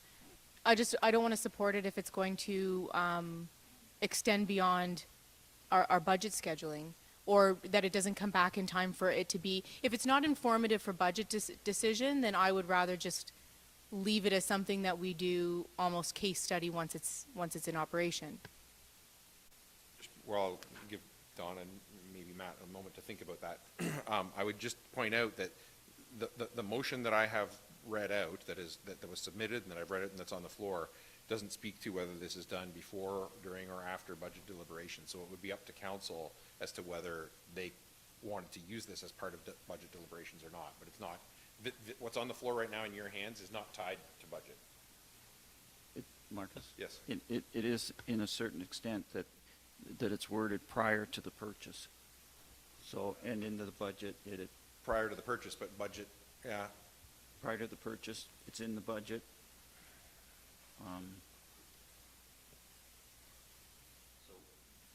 But I think if I'm, yeah. When would final budget be anticipated to be approved, Diane? We're thinking the meeting in January. Okay. So I think we could likely craft up a report that would give you some sense of what you're looking for. It may not be as fulsome, but we could give you, at least looking at the history of our existing vehicles and what we could anticipate with one of the newer EVs. Whatever information you can come up with would be benefit. I'm just not comfortable changing a major technology. This is the first step of many vehicles that are going to be changed without some type of backup information as to why we're doing it. Yes, Kevin.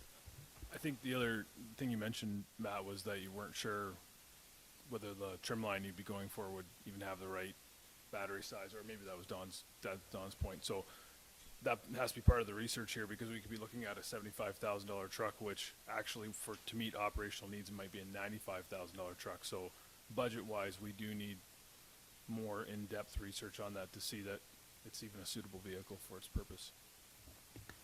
The vehicle currently on the market that we can order today, it offers both battery capacities, the extended range and standard range, in all trim lines. But so that's where the base price for that vehicle is actually $68,000 for the Pro model standard range. We were looking at 79 for the extended range version to maximize. It's, yeah, it maximizes our usefulness of that. Anyone else? I'll read it again and call the question. Moved by Mitchell, seconded by Grigg, that prior to purchasing an alternately fueled vehicle or vehicles for the Township of Zorra fleet, staff prepare a report for council that provides information comparing such vehicles to similar gas or diesel-powered vehicles as to 1, the financial impact on the township budget to purchase and operate, 2, the operational impact on township staff, and 3, the positive and negative environmental impacts of the production, operation, and disposal. All those in favor? Opposed? That's carried.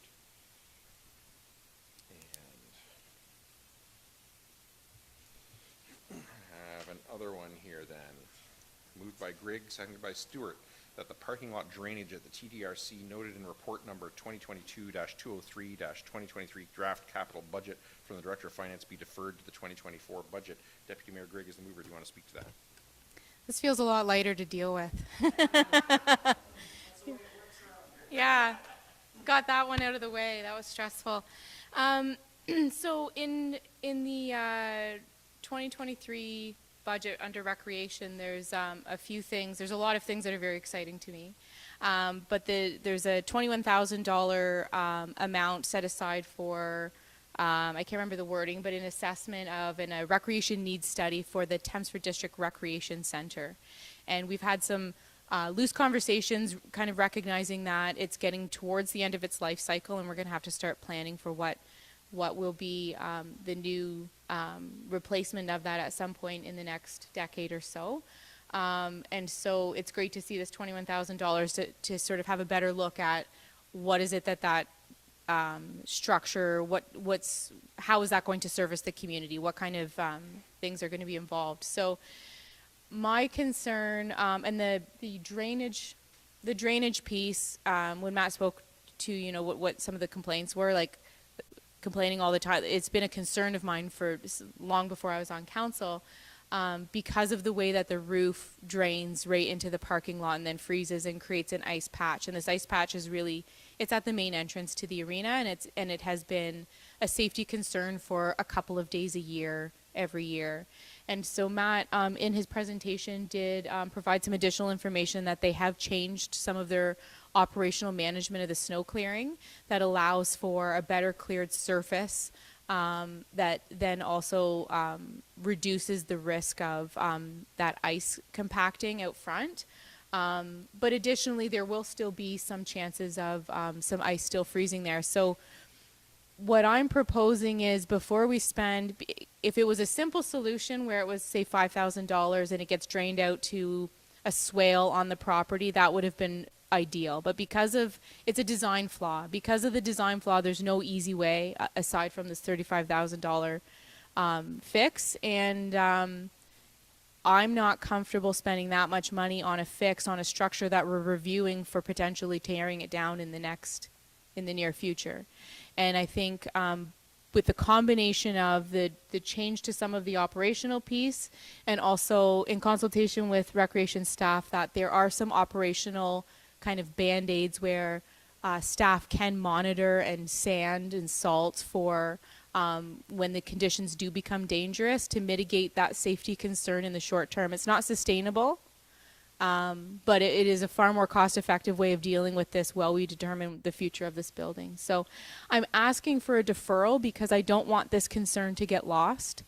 I just want us to re-look at this once we have a more clear idea as a municipality what direction we're going with the recreation facility on that property or potentially elsewhere.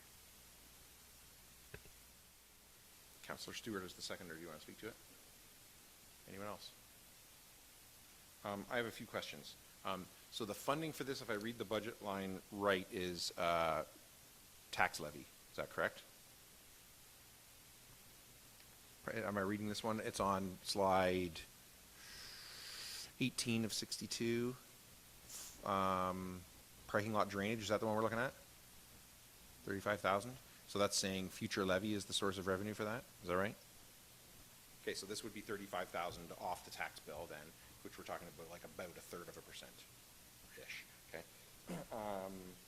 Okay, so that's those two. And the third one then is, I know council hasn't had a discussion about this and there's no firm date on this, but I mean, broadly speaking, what are we saying is the expected life of the TDRC right now? Like, are we talking 5 years, 10 years, 15 years, 20 years? It's tomorrow? No. That's what we're trying to determine with the study. So the study is both to encapsulate a few things. One is to actually look at the actual condition in a more detailed engineered way of the building envelope, the structure of it, so we can determine kind of the useful life, what's left in it, and then look at the future needs of the community to match up, okay, what do we need in this community? What do we want to build? And what would that look like on this site or potentially another site? I think that with something like this with a deferral, you'll notice I didn't just put that $21,000. We're not going to spend any money on TDRC until we do this, because I wanted to look at, there's a cost if we continue to operate that building long term. That cost to doing nothing or not building something new, then it starts to look inside our business case of when we look at building, what are the major expenses that will come up long term on that. We don't have a date on the end of its life cycle, but when we look at, if we think it was a 50-year building and it was built in 1975, we're coming up close to the end of it. So if council leaves that report in the budget, then we would be better informed at some point in 2023 calendar year as to whether this 35,000 was going to contribute to actually usefully extending the life of the building or extending the life of the building beyond what we were likely to want it to be. Yep, and there's other expenses as we go farther into the 10-year capital plan that start to form some of that decision as well, and hence why they're in there. Anybody else? I'll read it again and call the question. I guess I'll just say before I do that I think I'm gonna do what Kevin did before, and you converted me on this. This is like a real issue, and I feel really bad doing this, but I think I am going to vote to defer doing it, just because I think that was a good answer. Moved by Greg, seconded by Stuart, that the parking lot drainage at the TDRC noted in report number 2022-203, 2023 draft capital budget from the Director of Finance be deferred to the 2024 budget. All those in favor? Opposed? That is carried. Yeah. We're going to talk. So then, where we're at now is I have a motion to receive and file what we got today from Diane and all the department heads for budget deliberations. So next meeting is operational and wrap up of the whole thing, and then final consideration January, I can't remember, 18. And then I have bylaws and confirmatory and adjournment. You're all good? Okay. Moved by Greg, seconded by Stuart, that report 2022-203 entitled 2023 draft capital budget from the Director of Finance be received and filed for budget deliberations. Anybody want to speak to that? Paul. Yeah, I think that's the best step right now. We've had a great conversation. We've looked at some big issues, some smaller issues. I think Diane and all the rest of staff have brought in a bare bones budget. There's nothing when I went through that and said, well, that's ridiculous. We need to pull that out. The only motion I had was for more information and just bringing to attention to council some of the big issues that we have that have developed over the last year or two. So I know this is a procedural one and shouldn't have a long speech, but I just want to compliment everybody that worked on this budget. And I think we'll receive and file. We'll come back to it in the big picture. Operating is going to be a whole nother ball game, and see where we're at. But you're speaking to a motion on the floor, so you have more time if you want. Okay. I've got, what's my record anyway? Yeah. Anybody else want to speak to that? I agree, Paul. I would just say, I think, there's some big items in here, like as Diane pointed out in the report, the single biggest item is the transfer to reserves. But we've had to approve, cost overruns on equipment several times. This is inevitably going to happen, so the only question is what's the most responsible way to finance it, and I think this is the most responsible way to finance it, is to say that's the way that's going to be. Let's put it aside for that so that we can actually go and buy the things and not have to come back with cost overruns. So part of the reason that we wanted to move to moving the budget up sooner, is let's give it to them and let them go out there and do the most they can with it. So I agree with all your comments, basically. You can write that down. All those in favor? Opposed? That's carried. And moved by Mitchell, seconded by Finch, that bylaws 78-22, 79-22, 80-22, 81-22, 82-22, 83-22, 84-22, and 85-22 be taken as read a first, second, and third time and finally passed, and further that the mayor and clerk are hereby authorized to sign the same and affix the corporate seal thereto. All those in favor? Opposed? That is carried. And moved by Finch, seconded by Mitchell, that bylaw 86-22, being a bylaw to confirm the proceedings of council held December 7th, 2022, be read a first, second, and third time this December 7th, 2022, and further that the mayor and clerk are hereby authorized to sign the same and affix the corporate seal thereto. All those in favor? Opposed? That's carried. And moved by Mitchell, seconded by Finch, that this session of council be now adjourned and herewith closed at 2:13 p.m. And the next meeting of council will be called for December 21st at 4 p.m. 4 p.m. in the council chambers at the Township Municipal Office. All those in favor? Opposed? That is carried, and we are adjourned.